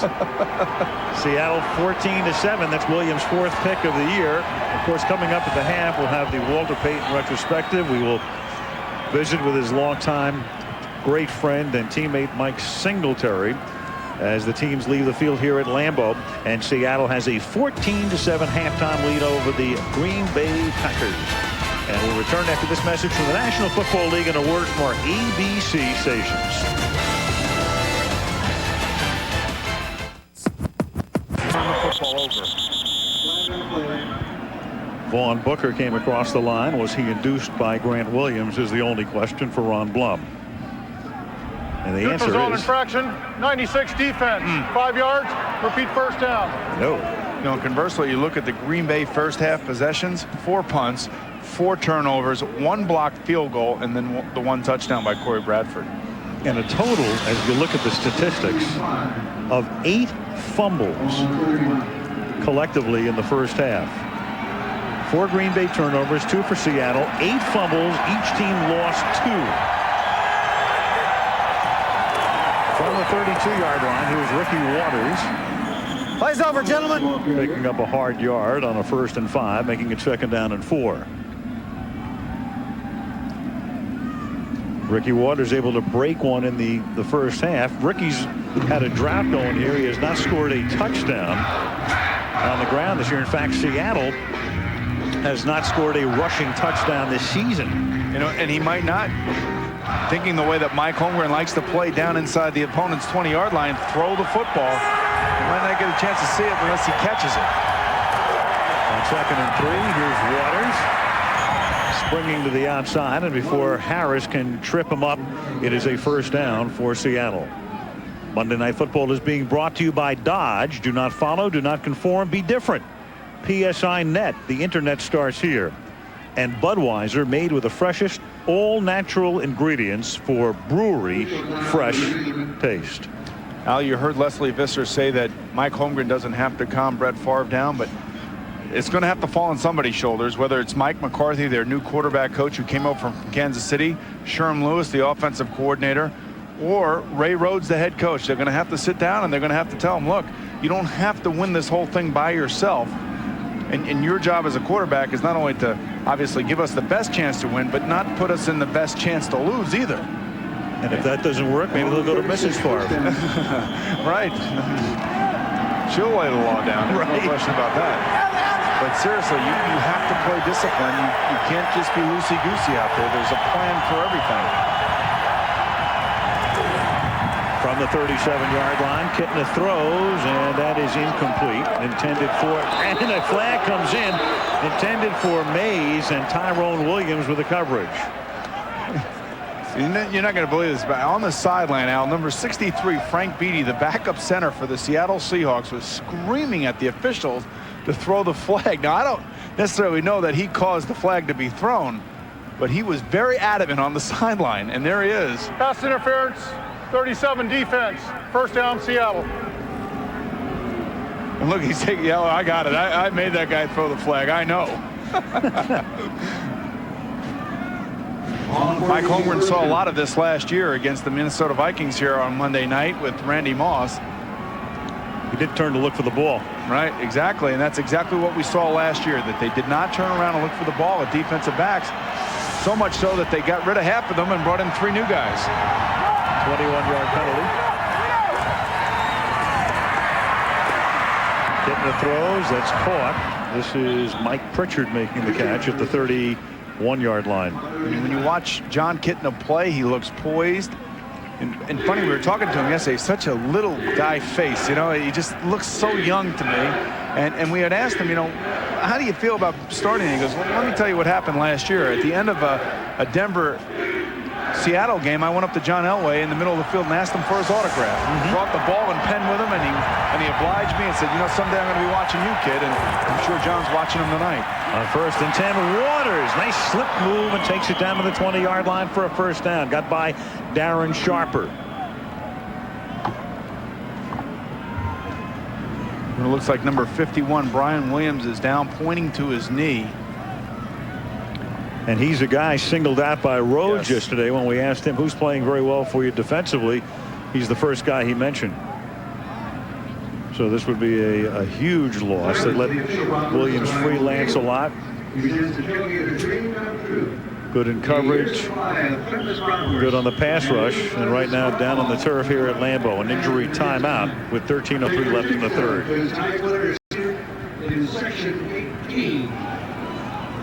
All I do is dream of you. The football field is in between those 2 guards. And it's vicious in there, and I'll tell you, they will lay the wood to you, and especially when they catch you off balance. And it looked to me that Brian might have hurt his right knee. And his ex-teammate Derek Mays comes over. And the hand is for the guy we mentioned that trying to assuage the fear of the crowd with a wave to them. Well, when he went down, Al, he pointed right to his knee like he knew exactly what happened. Not only was Mays his teammate here, the 2 of them knew each other from the Notre Dame-USC rivalry. As Ricky Waters, as play resumes, takes it to the 13-yard line.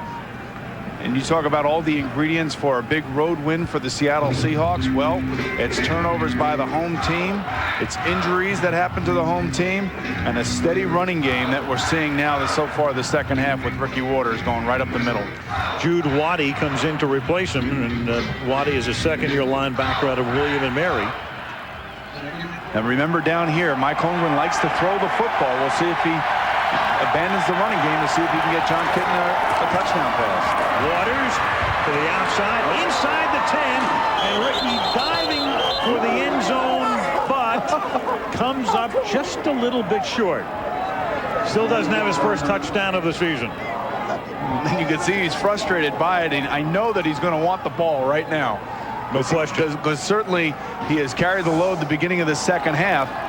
And just you could see Jones, number 71, taking on Vonnie Holiday at the point of attack. And that's right where Brian Williams was prior to his injury. You got to believe that Mike Holmgren is going to want to give the ball to Ricky Waters here, don't you think? Ricky said, call my number, baby. Don't lose my number. Waters. Good blocking. Untouched into the end zone. His first rushing touchdown of the season. How good does this Seattle team look, and how aware is John Kitna of the down clock? Meanwhile, there is a flag down. Did they get the play off on time? And that's what I mean. He knew exactly where the play clock was, and I believe that he got it off in time. Illegal shift, offense. Tight end was going down. Well, the man was in motion. 5 yards. Repeat first down. So take back the touchdown and make it first and goal at the 7-yard line. Well, you know what happened now? He saw that the clock was running down, so he tried to hurry up his team, and his offensive linemen weren't aware of it. His tight end was not aware of it. And as they went down to get set into their three-point stance, he had already set the man in motion, hence the penalty. Gilbert Brown comes limping off, so minus Brown and Williams now. Ricky Waters is just not going to get a rushing touchdown. It's just not to happen. It appears that way. Will they go to him on first and goal from the 7? They will. And he picks up 2. Second down and goal. Ricky, when you look at him through the years, yards from scrimmage per game, that is rushing and receiving, in his career in 3 figures there, 102.4 yards per game. That's pretty heavy-duty company right there, Al. Tonight, 98 yards rushing alone. And 21 yards through the air on that one catch. This has got to be a play-action pass if they're going to be in their tight form. No, I guess not. Instead, it's a toss to Waters, desperately trying to get him that first touchdown. Is he in there? No. He's out of bounds at the 2-yard line. You can see how angry he is. You can hear somebody saying, where was the ball? Well, the ball couldn't have been close if the official says he's out of bounds at the 2. Not a lot of time do you see a team go into their goal line offense so tight down here, bringing in the extra tight ends and the extra linemen to try to run a ball in from the 4-yard line. Well, let's take a look at this, and you can see him trying desperately, but watch his left foot right there step out of bounds. It's 101 yards tonight for Ricky. 3rd down and goal. Still seeking his first touchdown of the year. This time it's a little fade, and it is caught. A flag is thrown. Sean Dawkins comes down with it. The coverage on the play by Mike McKenzie.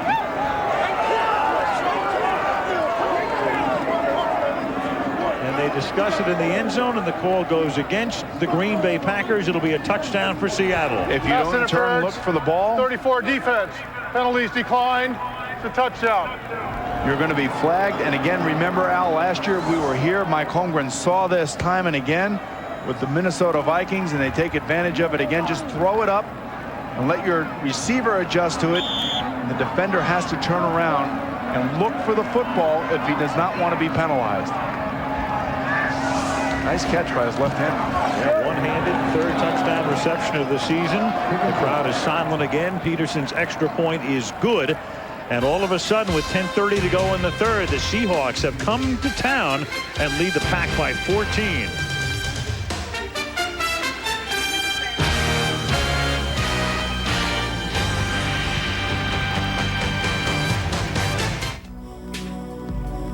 I need to run. I need to be strong. I need to be fast. I need to keep going. I need to remember not to set my Budweiser on the back of some truck. I need a doctor. I need to run. Over the years, a lot of businesses have put their names on one line of trucks. The one that offers the most powerful V10. The one that was first to offer quad cab versatility. And the longest lasting full-size pickup on the road. We understand this name thing. We're pretty fussy about what we put ours on, too. Dodge Ram. Different. People up and down this country are already talking about her. They doubted her. Does she even know how to ride a horse? She knows. They tested her. She was facing the whole English army and she drove them away. That's what I call a miracle. And then they fought for her. Let all those who love me follow me!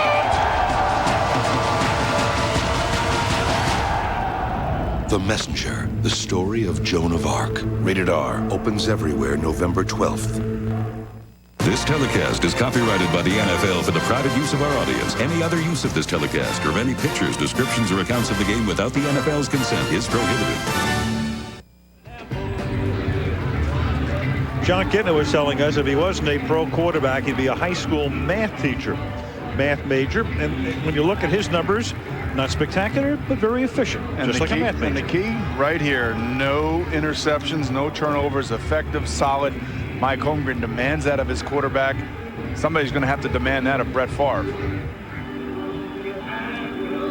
We talked about John Kitna being a math teacher. He's probably the only quarterback in the league that truly understands the QB rating system and what makes it work. Right. He is the AFC leader. His rating tonight for tonight's game is 118, which is pretty good. Well, a few more games like this, his long-term contract is going to look quite attractive. It's going to have a lot of zeros at the end of it, and certainly so. I mean, he seems to be a solid leader. His teammates respond to him. Talking to Glenn Foley, who is the backup quarterback for the Seattle Seahawks, he was telling me how bright he is, just how well he's taken to this offense. Todd Peterson with a short kick. It is fumbled. What else is new at the 15? Picked up by Desmond Howard at the 20. And he is corralled. That is Damon Parker back at the 16-yard line. Steve Wertmeyer, the special teams coach, not particularly pleased with that effort. A reminder, Enhanced TV, you can log on to it right now by going to ESPN.com or NFL.com. So, Al, if I'm Sherm Lewis, I'd tell Brett Favre, look, we don't have to get it all back this quarter. We don't have to force things. Let's just run our offense. Just be consistent. Follow your reads and go where the reads take you. 9 fumbles tonight. 4 of them lost, 2 by each team, and they begin by sending 11s right through the middle up to the 27-yard line. And as I said, Frank Winters told me before the game that Brett Favre, Frank Winters being the starting center, when he walks into the huddle, there's no panic. He senses that there's always confidence. That's what makes Brett Favre so great, that he can inspire the other 10 guys around him to make them believe that they can win every game that they're in, no matter what the score is. And how could he not believe him? 3 times this year, he's done it in the last 2 minutes. 2nd down and 1. Favre will run for a first down as Sinclair chases him out of bounds. And he throws the ball to the ball boy. You gotta love it. I mean, he's got a smile on his face. He's playing. He's having a good time, and he's confident. And he's so sure of himself that if he makes a few mistakes, you know, it doesn't bother him. But I still believe somebody is going to have to hold him somewhat accountable for all of his mistakes, especially tonight. You have to sit him down and say, hey, just follow it, calm down, and go where the defense takes you. Don't force it. Report on Brian Williams, a strained right knee. The Packer linebacker is done for the night. 11 up to the 39-yard line. This is exactly what Green Bay needs. Establish something on the ground. Try to find the open spot then in the secondary. If you try to stop the run game, they'll give Brett just that much more room to throw. You know, another reason that you're going to want to run the football here too is to kind of give your defense a chance to catch its breath on the sideline. And when you have a back like Dorsey Levens, it's amazing to me that he doesn't touch the ball more, but I know the situation that the Green Bay Packers are in when you have Brett Favre as quarterback. Levens again breaks a tackle. Dorsey looking very sharp in this series, and that's a first down up to the 46-yard line. Tackled there by Sean Springs. 8:45 left in the third.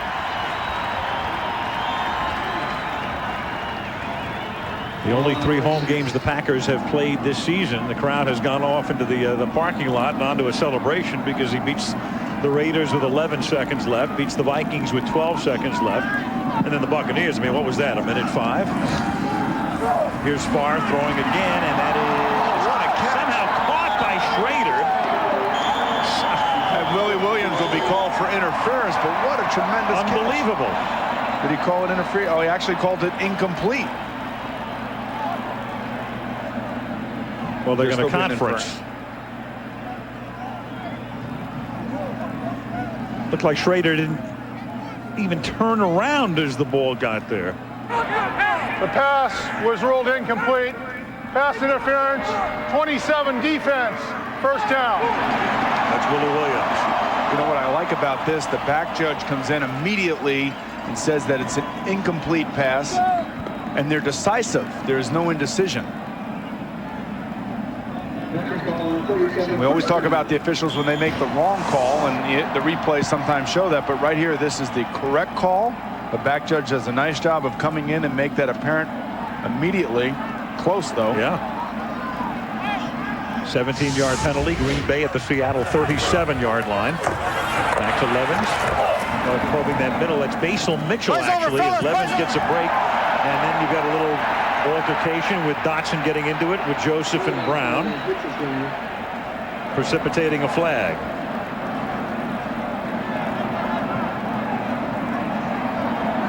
Chad Brown, a few more words for Dotson. I'll tell you, Dotson's he's going to go 30 yards back now, Al. Yep. You know, and there's another one. When the official throws the hat like that, that's another one. Yep. Every flag in the joint's been thrown. So now you have 3 penalties on one player right here. You had one initially, then you had the second altercation broke out. You know, it's mind-boggling to me sometimes why players just absolutely totally lose their focus. I can understand it maybe if somebody's going after your knee or something like that. But you can see right here Chad Brown antagonizing Dotson, and then Dotson 2 trying to be... personal fouls, separate incidents, both on number 72, offense. He's disqualified. He's thrown out. 30 yards enforced against Green Bay. So you've got 30 yards worth of penalties on a drive that's very critical, down by 14 points, and you just lost your starting right tackle. Oh, I'm sure Ray Rhodes has got something to say right now to Dotson. I would not want to be in the middle of that conversation.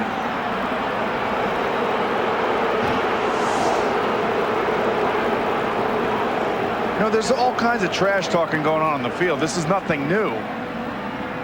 Sticks and stones will hurt my bones, but names will never hurt me, Al. Well, just walk away, man. Just walk away and be smart about it. There's no excuse. There's absolutely no excuse for something like that to take place on this football field, no matter what they're saying. And you could see Holmgren saying, "Throw him out, throw him out." And you wonder if Holmgren has told the guys, "Look, this guy's a hothead. We can go after him. We can get something going here." He would know. And Green Bay tonight inactivated both backup offensive tackles, Scott Curry and Barry Stokes, and that means Mike Wall, who's been alternating at left guard with Joe Andruzzi, now has to play the rest of the game at right tackle. And this comes on the heels of Green Bay putting together by far its best looking running attack of the night. And so now he's got to go right tackle against Michael Sinclair, one of the best defensive ends in football. Not really where you want to be. And now on 1st and a mile after the 30-yard penalty, Favre goes against the grain, throws. It's caught up at the 40-yard line. Catch made by Schrader. And now they're saying no, he dropped it.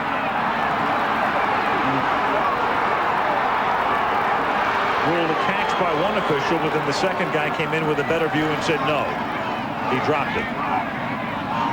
The interesting thing, Alan, watching that last play, Brett Favre ran out of the pocket. There's no reason to run out of the pocket. Just stay right in there and drop it off the shredder. He's standing right in front of you. And to me, it just looks like everything's out of sync on this offense. Things are not happening, and he's, and he's struggling. He's frustrated, and he's playing frustrated right now.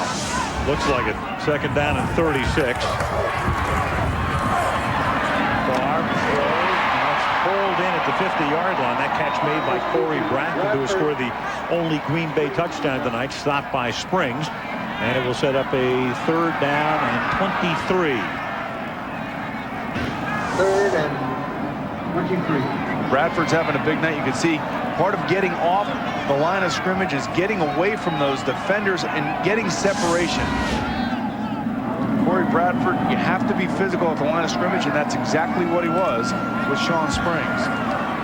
Third down, 23 from the 50-yard line. 7:10 to go in the third. Favre needs to get into the 27 for a first down, and that's incomplete. Intended for Corey Bradford, blanketed by Willie Williams. 4th and 23 from the 50. I cannot tell you how impressed I am with the coverage down the field. It seems like everybody that is covering somebody man-to-man is right on top of them. They show good speed. They're hustling. They're getting pressure on the quarterback, but this is a play that Bradford would have liked to have had this. You got to wonder if he caught this or not. No. Mike Holmgren, an offensive mastermind, said that he has spent a lot of time this week with his defense because he knows the Green Bay offense so well. And apart from the one blown coverage on the Bradford play, they have done a masterful job tonight. That Aguiar punt will roll dead at the 12-yard line with 6:51 left in the third. Lambeau is quiet. They're not used to stuff like this. 21-7 Seattle.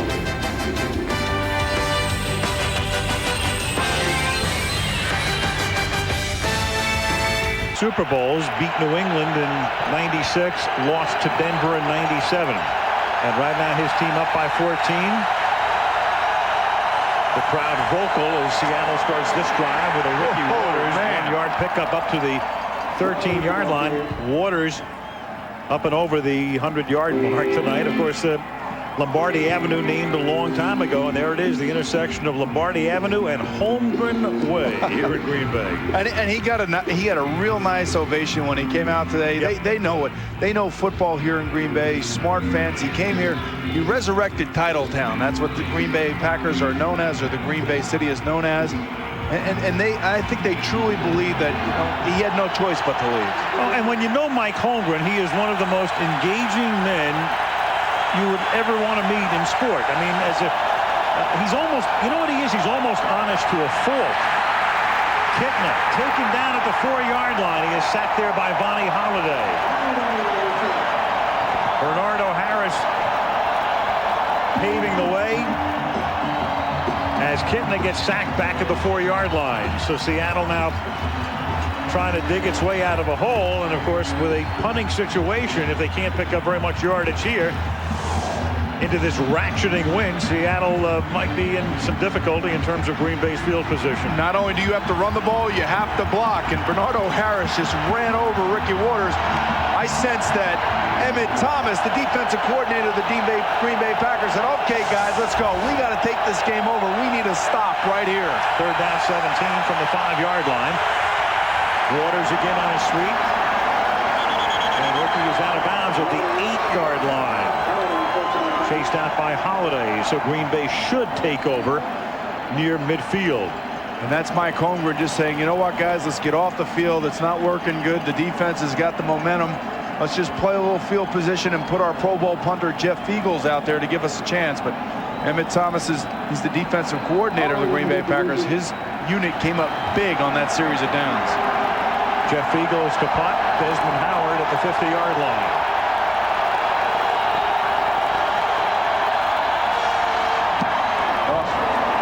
Terrible wobbly duck, but it gets a good roll.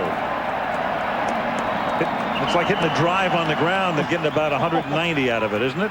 Seen that before. You would know that, Al. Yes, I would. That's a 41-yard punt, or about the average distance of a punt. So much for Pro Bowl punters. Absolutely. 4:48 to the end of the third.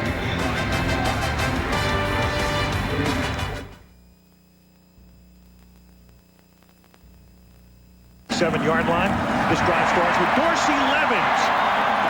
You can see 35-yard line. Now you can see the Packers, their whole demeanor has just picked up. Something happened on the sideline in between that last series where the defense came out, stopped the offense of the Seattle Seahawks, and now all of a sudden you could see the giddy up in Dorsey Levens. And just watch this run. You could just sense the momentum now back on the side of the Green Bay Packers. Levens averaging better than 4 yards a carry tonight. 19 totes for 78 yards. They give it to him again. And Levens is stopped at the 33-yard line after a gain of a couple. Again, they're working behind this makeshift offensive line now with Dotson thrown out of the game. Mike Wall, 68, who'd been alternating at left guard, will have to go at right tackle the rest of the way. I've been watching Brett Favre throwing the ball all over the field tonight. Mike Holmgren described coaching Brett Favre as, oh no, way to go, that's the way to go. that's basically what it is. Since day one here, second down and 8 at the 33-yard line. Levens again, big hole, cuts it back, and Dorsey Levens takes it inside the 20, first down at the 18-yard line behind a Ross Verba block. 15-yard gain. How we talked about when you play against Ricky Waters, you have to watch for the cutback. And Dorsey Levens is the same type of back where he's running play side to his right. Watch this.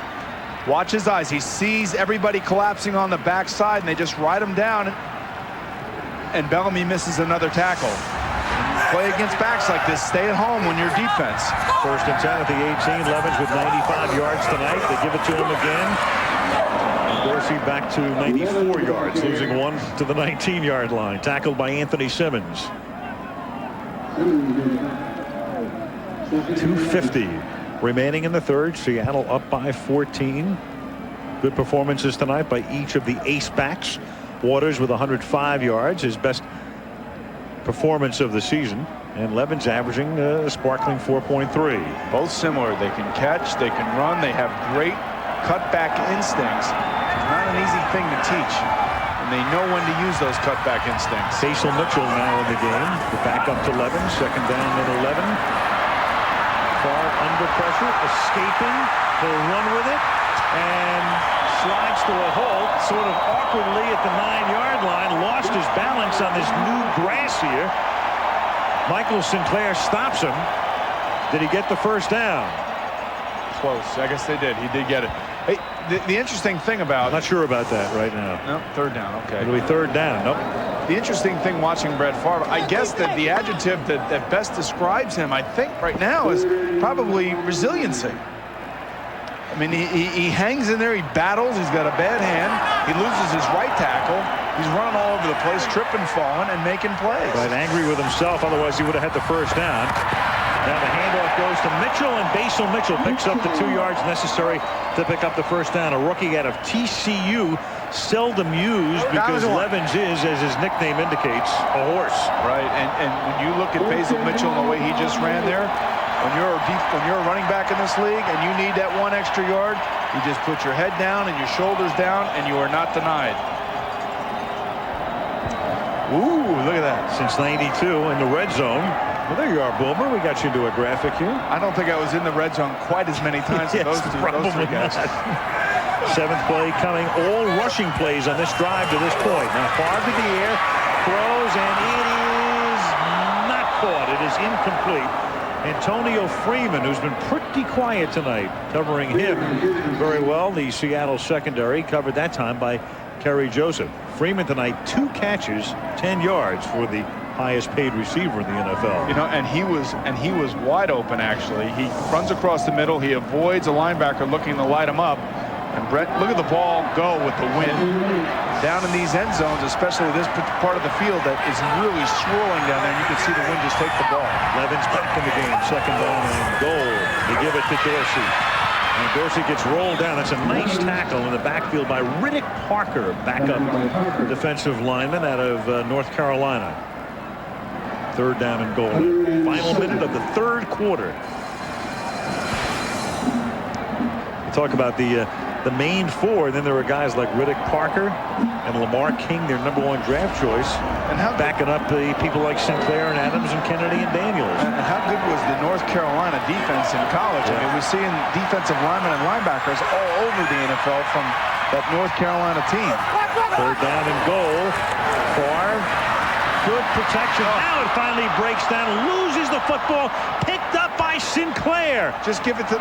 And it's Henderson who takes Sinclair down at the 35-yard line. It's Cortez Kennedy who has missed a couple of tackles tonight that have been costly for Seattle. And all of a sudden, when they had to have the big play, he comes up with it.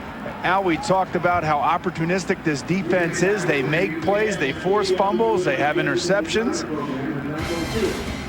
Boy, you talk about a big play at the right time. Cortez Kennedy makes it right here.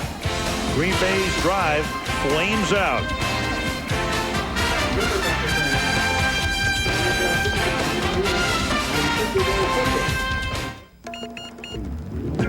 Sorry. Waning seconds of the 3rd period here as John Kitna gives it to Ricky Waters, and that's a 2-yard loss. Tackle made by Leroy Butler. As the 3rd quarter ends at Lambeau Field, the Seattle Seahawks lead the Green Bay Packers 21-7. And Monday Night Football from Green Bay returns after this from our ABC stations. Here's Boomer Esiason and Leslie Visser, 2nd down and 12 for the Seahawks from their 33. They lead by 14, and that is hauled in by Mays, who makes the catch and is tackled at the 41-yard line. It'll be 3rd down and 4.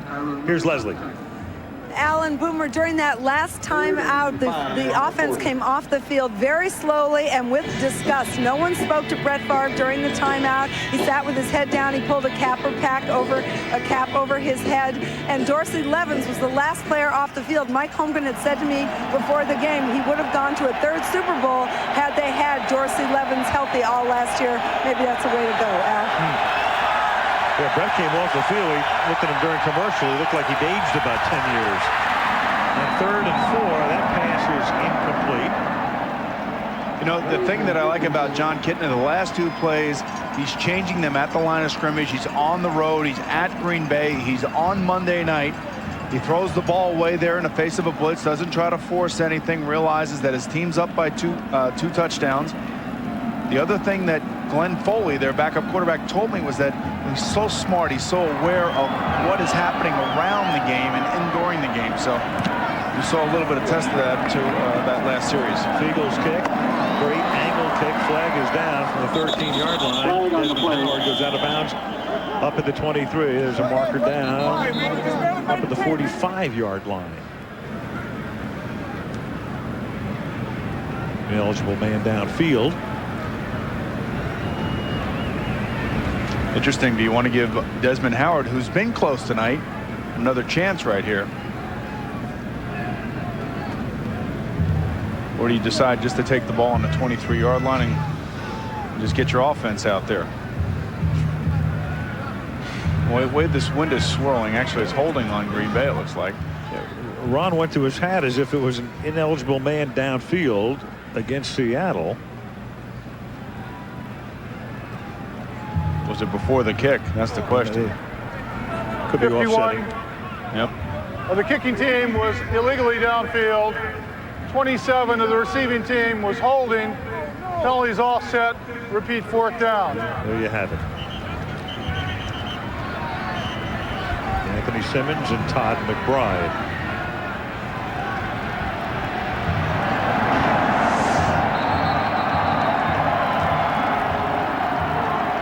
I would say that would be holding. You? Holding and tackling on Amon Green. Now holding is enforced from the spot where possession changed. The ball will belong to Green Bay. Okay, interesting. Oh, that is an interesting call. So Green Bay will get it back at around the 13-yard line.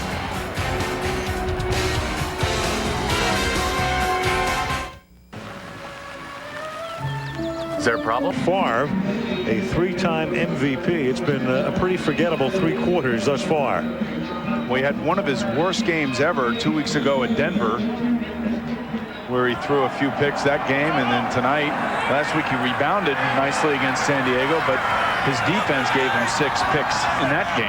45.8 quarterback rating. If you're a rookie, you get you benched. Levens. Out of bounds at the 11-yard line. Well, occasionally you'll have it a day or a night like this, but for Brett, this would capsulize it early on.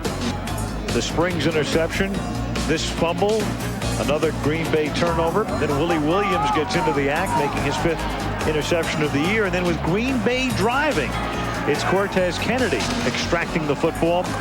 And it's been that kind of evening where the offense, as a flag comes in for what will be holding, offensive holding. Dorsey Levens takes it up to the 14-yard line. And we talk so much about Mike Holmgren and what a great coach he is. And just think, if you're Ray Rhodes for a moment, you have to inherit this team and what Mike Holmgren has left behind.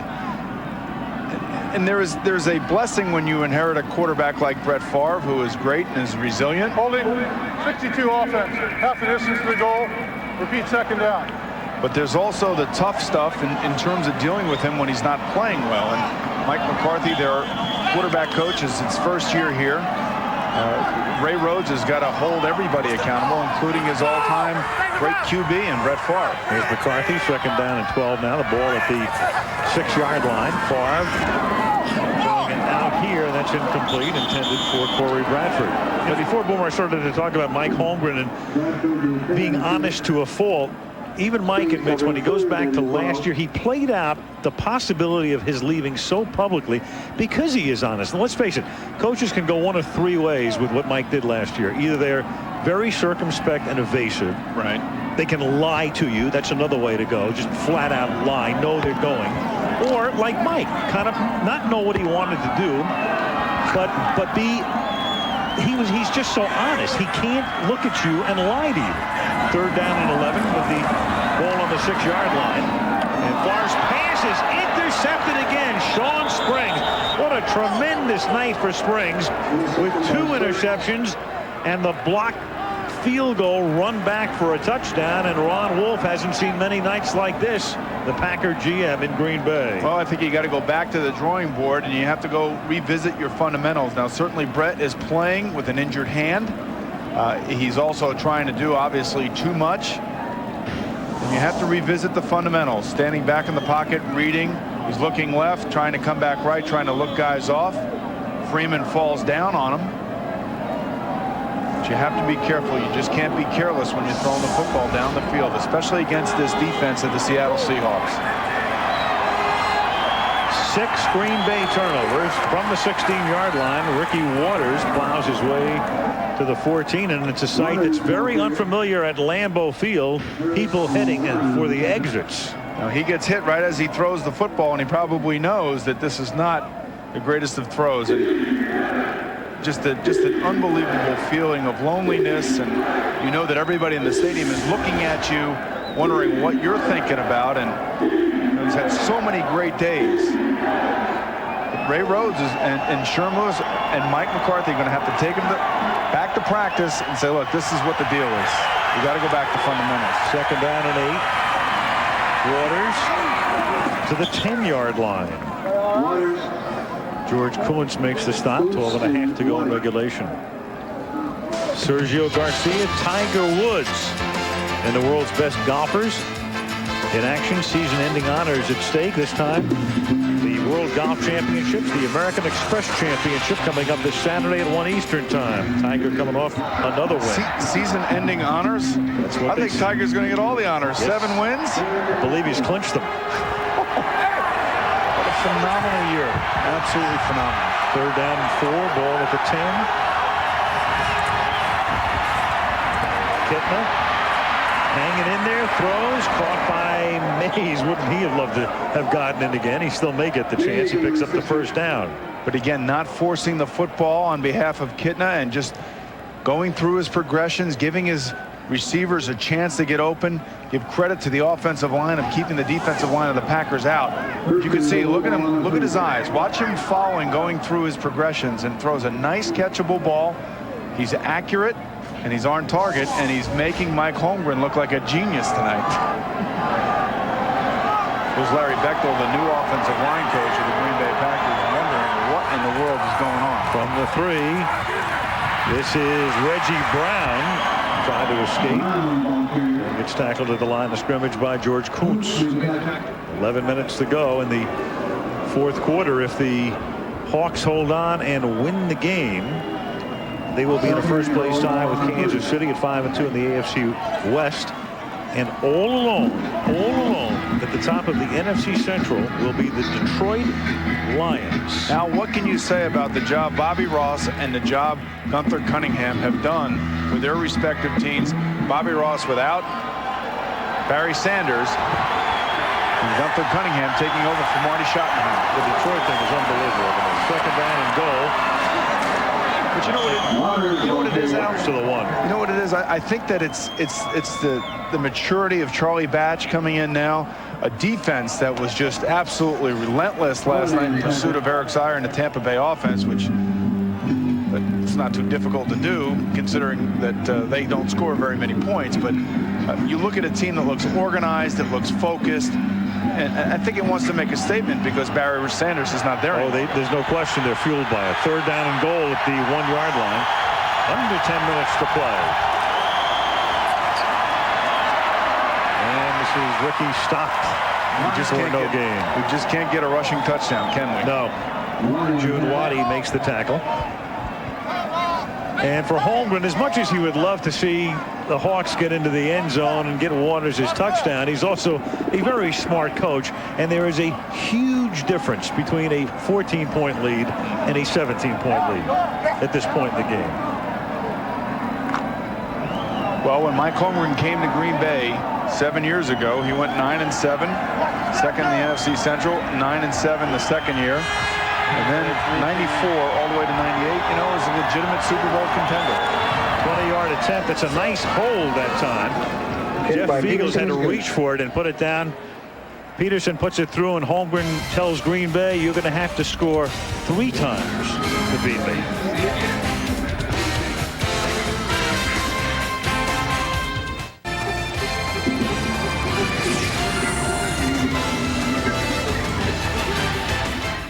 The year's most honored film is now on. The Green Bay Packers may need some analysis after this one, and they're at their 15-yard line. 1st and 10 as Brett Favre, down by 17, tries to mount a comeback, and that's knocked away. Intended for Antonio Freeman. Jay Bellamy knocks it down. 2nd down and 10. A reminder that you can tune into ESPN.com or NFL.com for enhanced TV coverage of tonight's game. Interesting, Al, in that last attempt by Brett Favre, you saw number 96 Cortez Kennedy also back there with Jay Bellamy, and you could see that the Seattle Seahawks are not going to sit back and rest. They're going to try to confuse Brett continually with the different type of blitzes that he'll be seeing. 2nd down and 10. Favre, and that one is intercepted by Merton Hanks at the 21-yard line, and he gets dragged down at the 16. 7 turnovers. Cortez Kennedy forcing the issue, got into the backfield, and the longtime 49er, a salary cap casualty more than anything else when he left San Francisco this summer, winds up with Holmgren in Seattle and picks one off here. Interceptions happen for a reason. Brett knows that Cortez Kennedy is breathing down. Merton Hanks is in the right spot. Again, what can you say? He's having an off night. The whole offense looks, with the exception maybe of Dorsey Levens, looks out of sync and just not in rhythm whatsoever. Merton Hanks, a spotlight performer on Monday Night Football. Merton has intercepted 9 passes in his pretty illustrious career. 1st and 10 at the 15-yard line. Favre has been picked off 4 times tonight. You can see John Kidner audibling at the line of scrimmage again. How impressive is this kid? He gets it off as the play clock ticks down and gives it to Ricky Waters. He's taken down by Darren Sharper at the 10-yard line. Ricky tonight with 24 carries and 116 yards. Leslie Al, as you know, this is not Mike Holmgren's first return to Green Bay. He was here last month for this funeral services of Fritz Schirmer. He said that being back here brings back fresh memories of Fritz, who he said he could always turn to as a confidant and a friend whenever he got stuck. Well, the Seattle Seahawks are wearing an FS on their helmets in honor of him. And Alan Boomer, I'm sure that Fritz would be so proud of his defense tonight. He would be, and what a guy he was, and we really miss him. Fritz Schirmer. Second down and 6. He was just such a joy to be around. And he's still listed in the Seattle Seahawk press guide as the defensive coordinator. So a fitting tribute to watch this defense really just come in here and maul the Packer offense and create turnover after turnover. And we talked about coming into this game, the stars that are on this team, most of them are on the defensive side of the football, and we've seen why tonight. Third down and 4, looking perhaps at Brett's thumb again. Or well, they'll take him out of the game. Matt Hasselbeck, their backup quarterback, is warming up. He'll come in, and rightfully so. You have to stop the bleeding sooner or later, and it's more of a mercy kill than anything else. Just get him out of the game. Third down and 4, and it's Waters who gets taken down in the backfield. That's June Waddy, the first guy to hit. It'll be 4th down, and they'll bring in Peterson to try to tack on 3 more.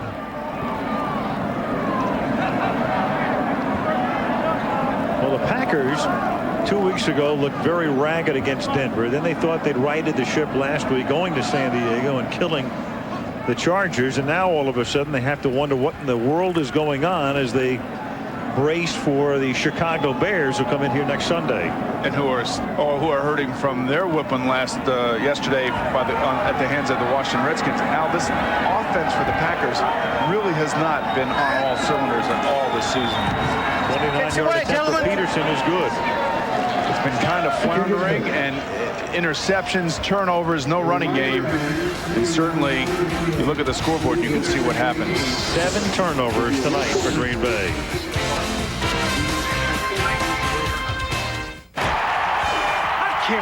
Next Monday night, the Cowboys come in against the Minnesota Vikings. The Vikings getting things together, and the Cowboys trying to get things back together after yesterday's loss and losing 3 out of their last 4. No, I think what we're seeing around the NFL, we're starting to see a lot of young players asserting themselves. And take a look at Brett Favre's rating for tonight, one that you want to forget. But you talk about Tennessee, Steve McNair is back. Eddie George looked good yesterday. Peyton Manning, Marvin Harrison, and Edgerrin James, the big 3 now in Indianapolis. Ball's waiting, not even as warm as the temperature.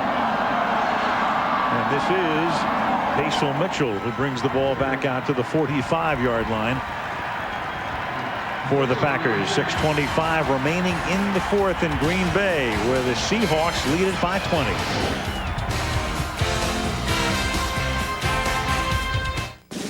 To the New York Jets, because the Packers were confident enough in his ability to beat Brett's backup. So he will take over here at the 44-yard line, 1st down for Green Bay. Hasselbeck's first pass is incomplete, intended for Freeman, covered by Willie Williams. Williams covering on the play. This is actually Matt Hasselbeck running on the field, running over to Sean Springs, saying, "Hey, how you doing? How's it going?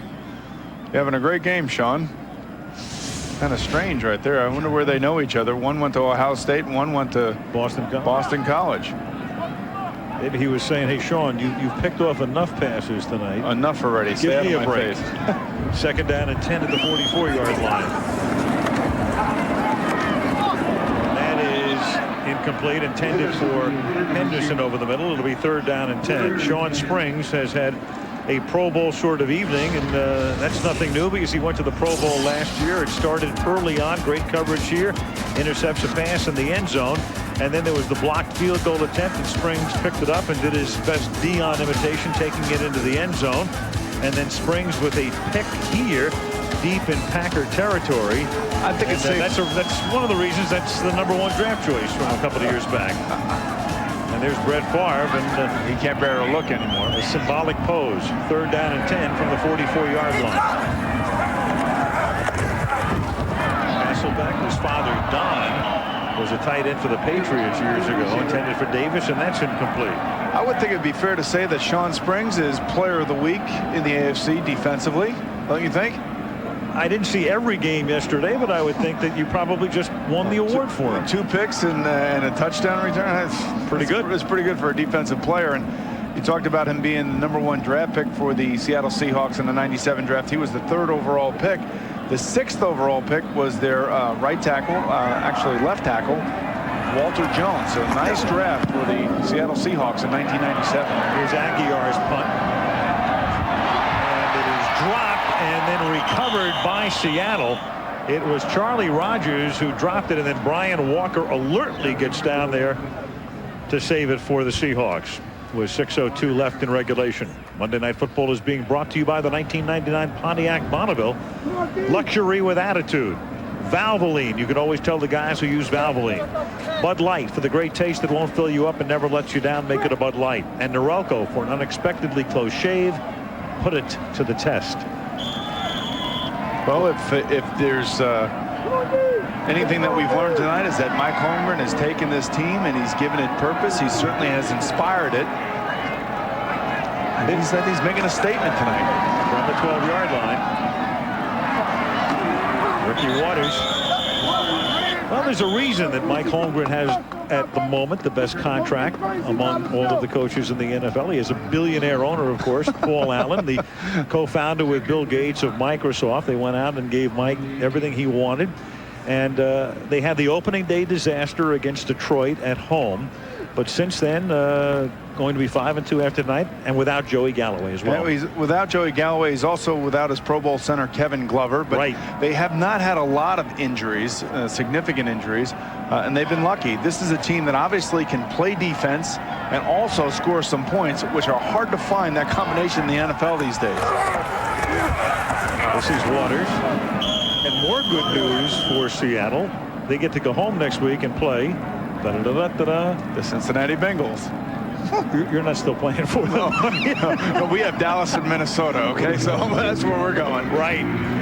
But no, I'm not. Cincinnati, there's some serious problems there. There's serious problems in New Orleans right now. You know, it's something where these teams have a huge hole to dig themselves out of. I don't know if either one of them can get out of their way right now. And the rest of the league, in the meantime, is upside down right now, because after tonight's game, you're going to have Seattle and Kansas City tied for first in the AFC West. And then when you look at the NFC, with Waters carrying out to the 23, I mean, think about this. Washington's going to lead the East. They were 6-10 last year. Detroit is going to lead the Central. They were 5-11 last year. St. Louis leading the West. They were 4-12 last year. Well, what the NFL likes to do, Al, and you know this as well as I do, is that the formula for the schedules the next year, after you have a bad year, you should have an easier schedule, and it gives you a better opportunity to get back into the playoffs. And now with the salary cap and injuries and parity all throughout the league, the teams that did not have the good seasons last year are certainly benefiting from their schedules. And measure here. Desmond Howard pretty confident they're going to come up short.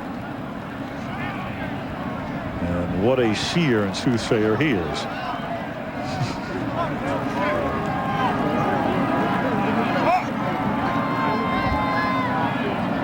Howard was the Super Bowl MVP. You'll recall he ran a kickback for a touchdown in the Green Bay victory, but then off he went to Oakland. And then back he comes, a guy they thought was going to be a tremendous wide receiver at one point. That never panned out. Some guys just don't get it. They don't have the instincts to play those positions. And one thing that's really remarkable about Desmond is just how good of a returner he is and how he understands to get his body in the right position and how to make guys miss. Why he cannot transfer that to wide receiver is beyond me. Never has been able to. Jeff Beagles to punt.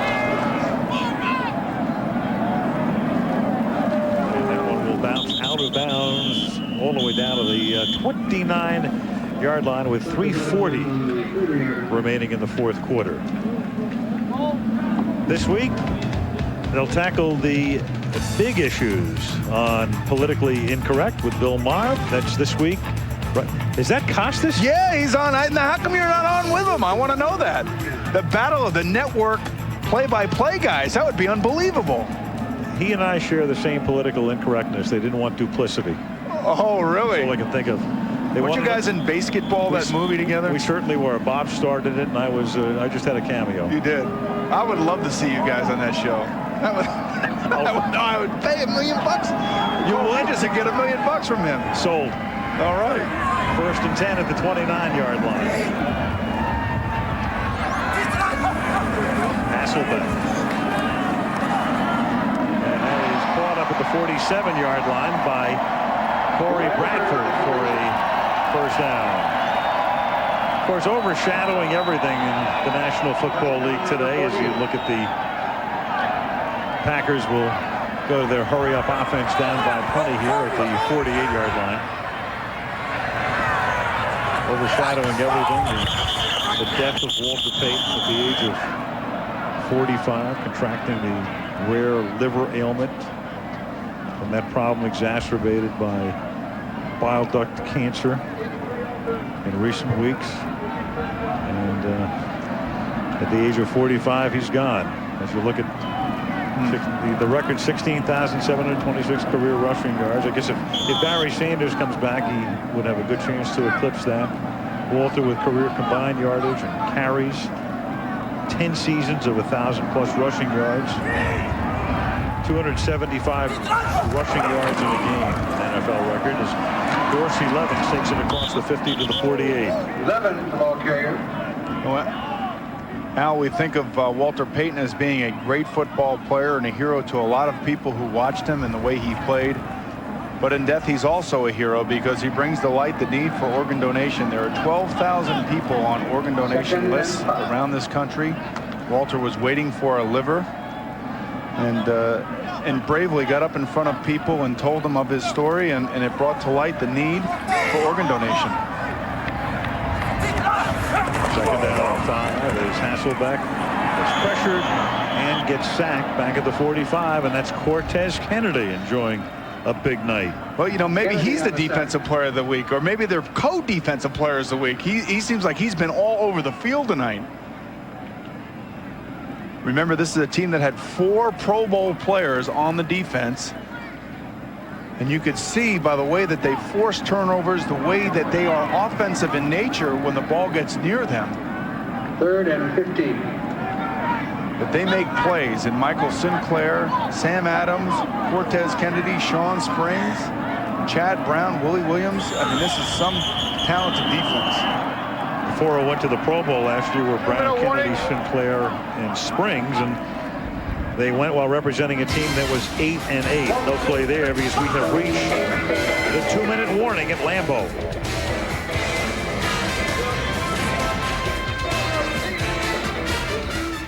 Son.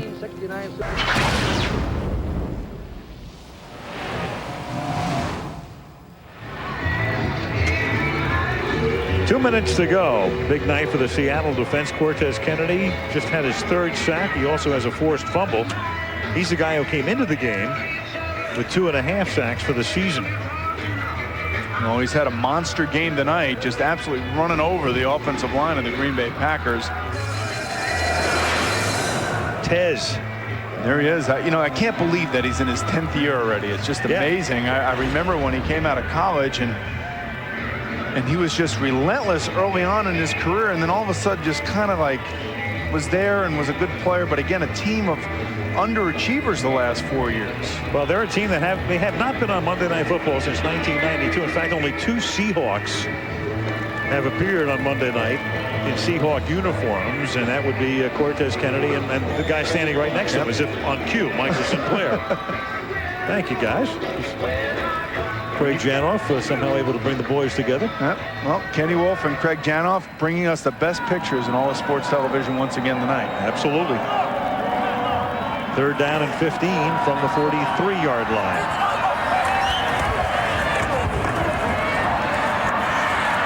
Hasselbeck throws underneath. It is caught by Lamont Hall, a first-year running back out of Clemson. He is out of bounds at the Seattle 45-yard line. Well, if you're the Packers, you trash this film. You don't even bother looking at it. You go back to practice, and I always stress going back and doing fundamentals.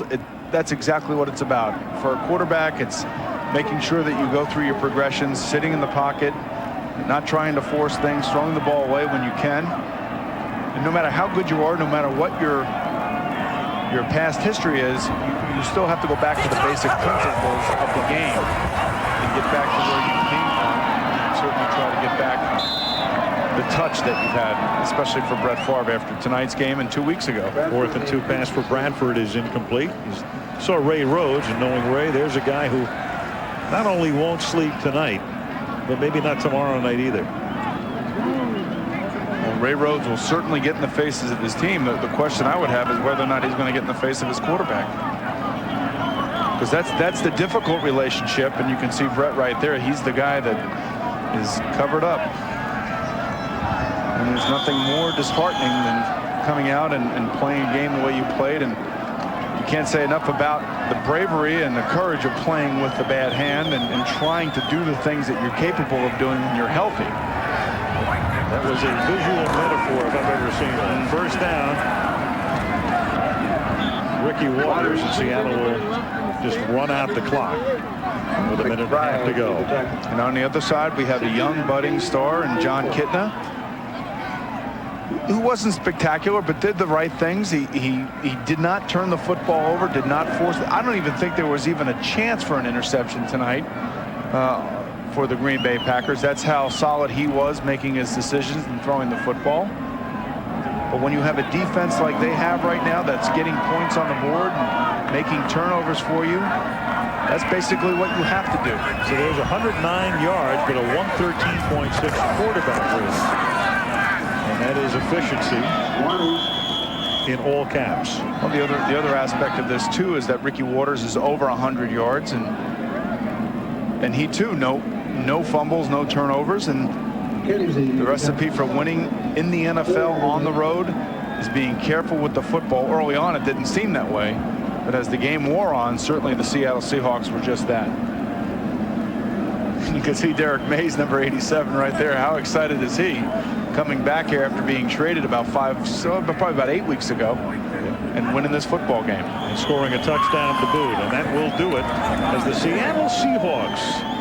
If anybody was wondering if this team is for real, I think that was fairly well established tonight. As Mike Holmgren brings his team in to face his old team, they force 7 turnovers and win the game by a score of 27-7. And for Green Bay, something about under the lights. That's 4 consecutive Monday Night Football losses for the Green Bay Packers. All 3 last year and this one here tonight. Al, that's a sick feeling for Brett Favre right now, walking off this field, and it's utter disappointment. It's embarrassment. Knowing him, he'll have to pull all his resources back and be resilient once again to get back on top in this league. So Holmgren wins again at Lambeau. What else is new? Doesn't matter what colors he wears. He's 43-5 here lifetime. Back with the play of the game.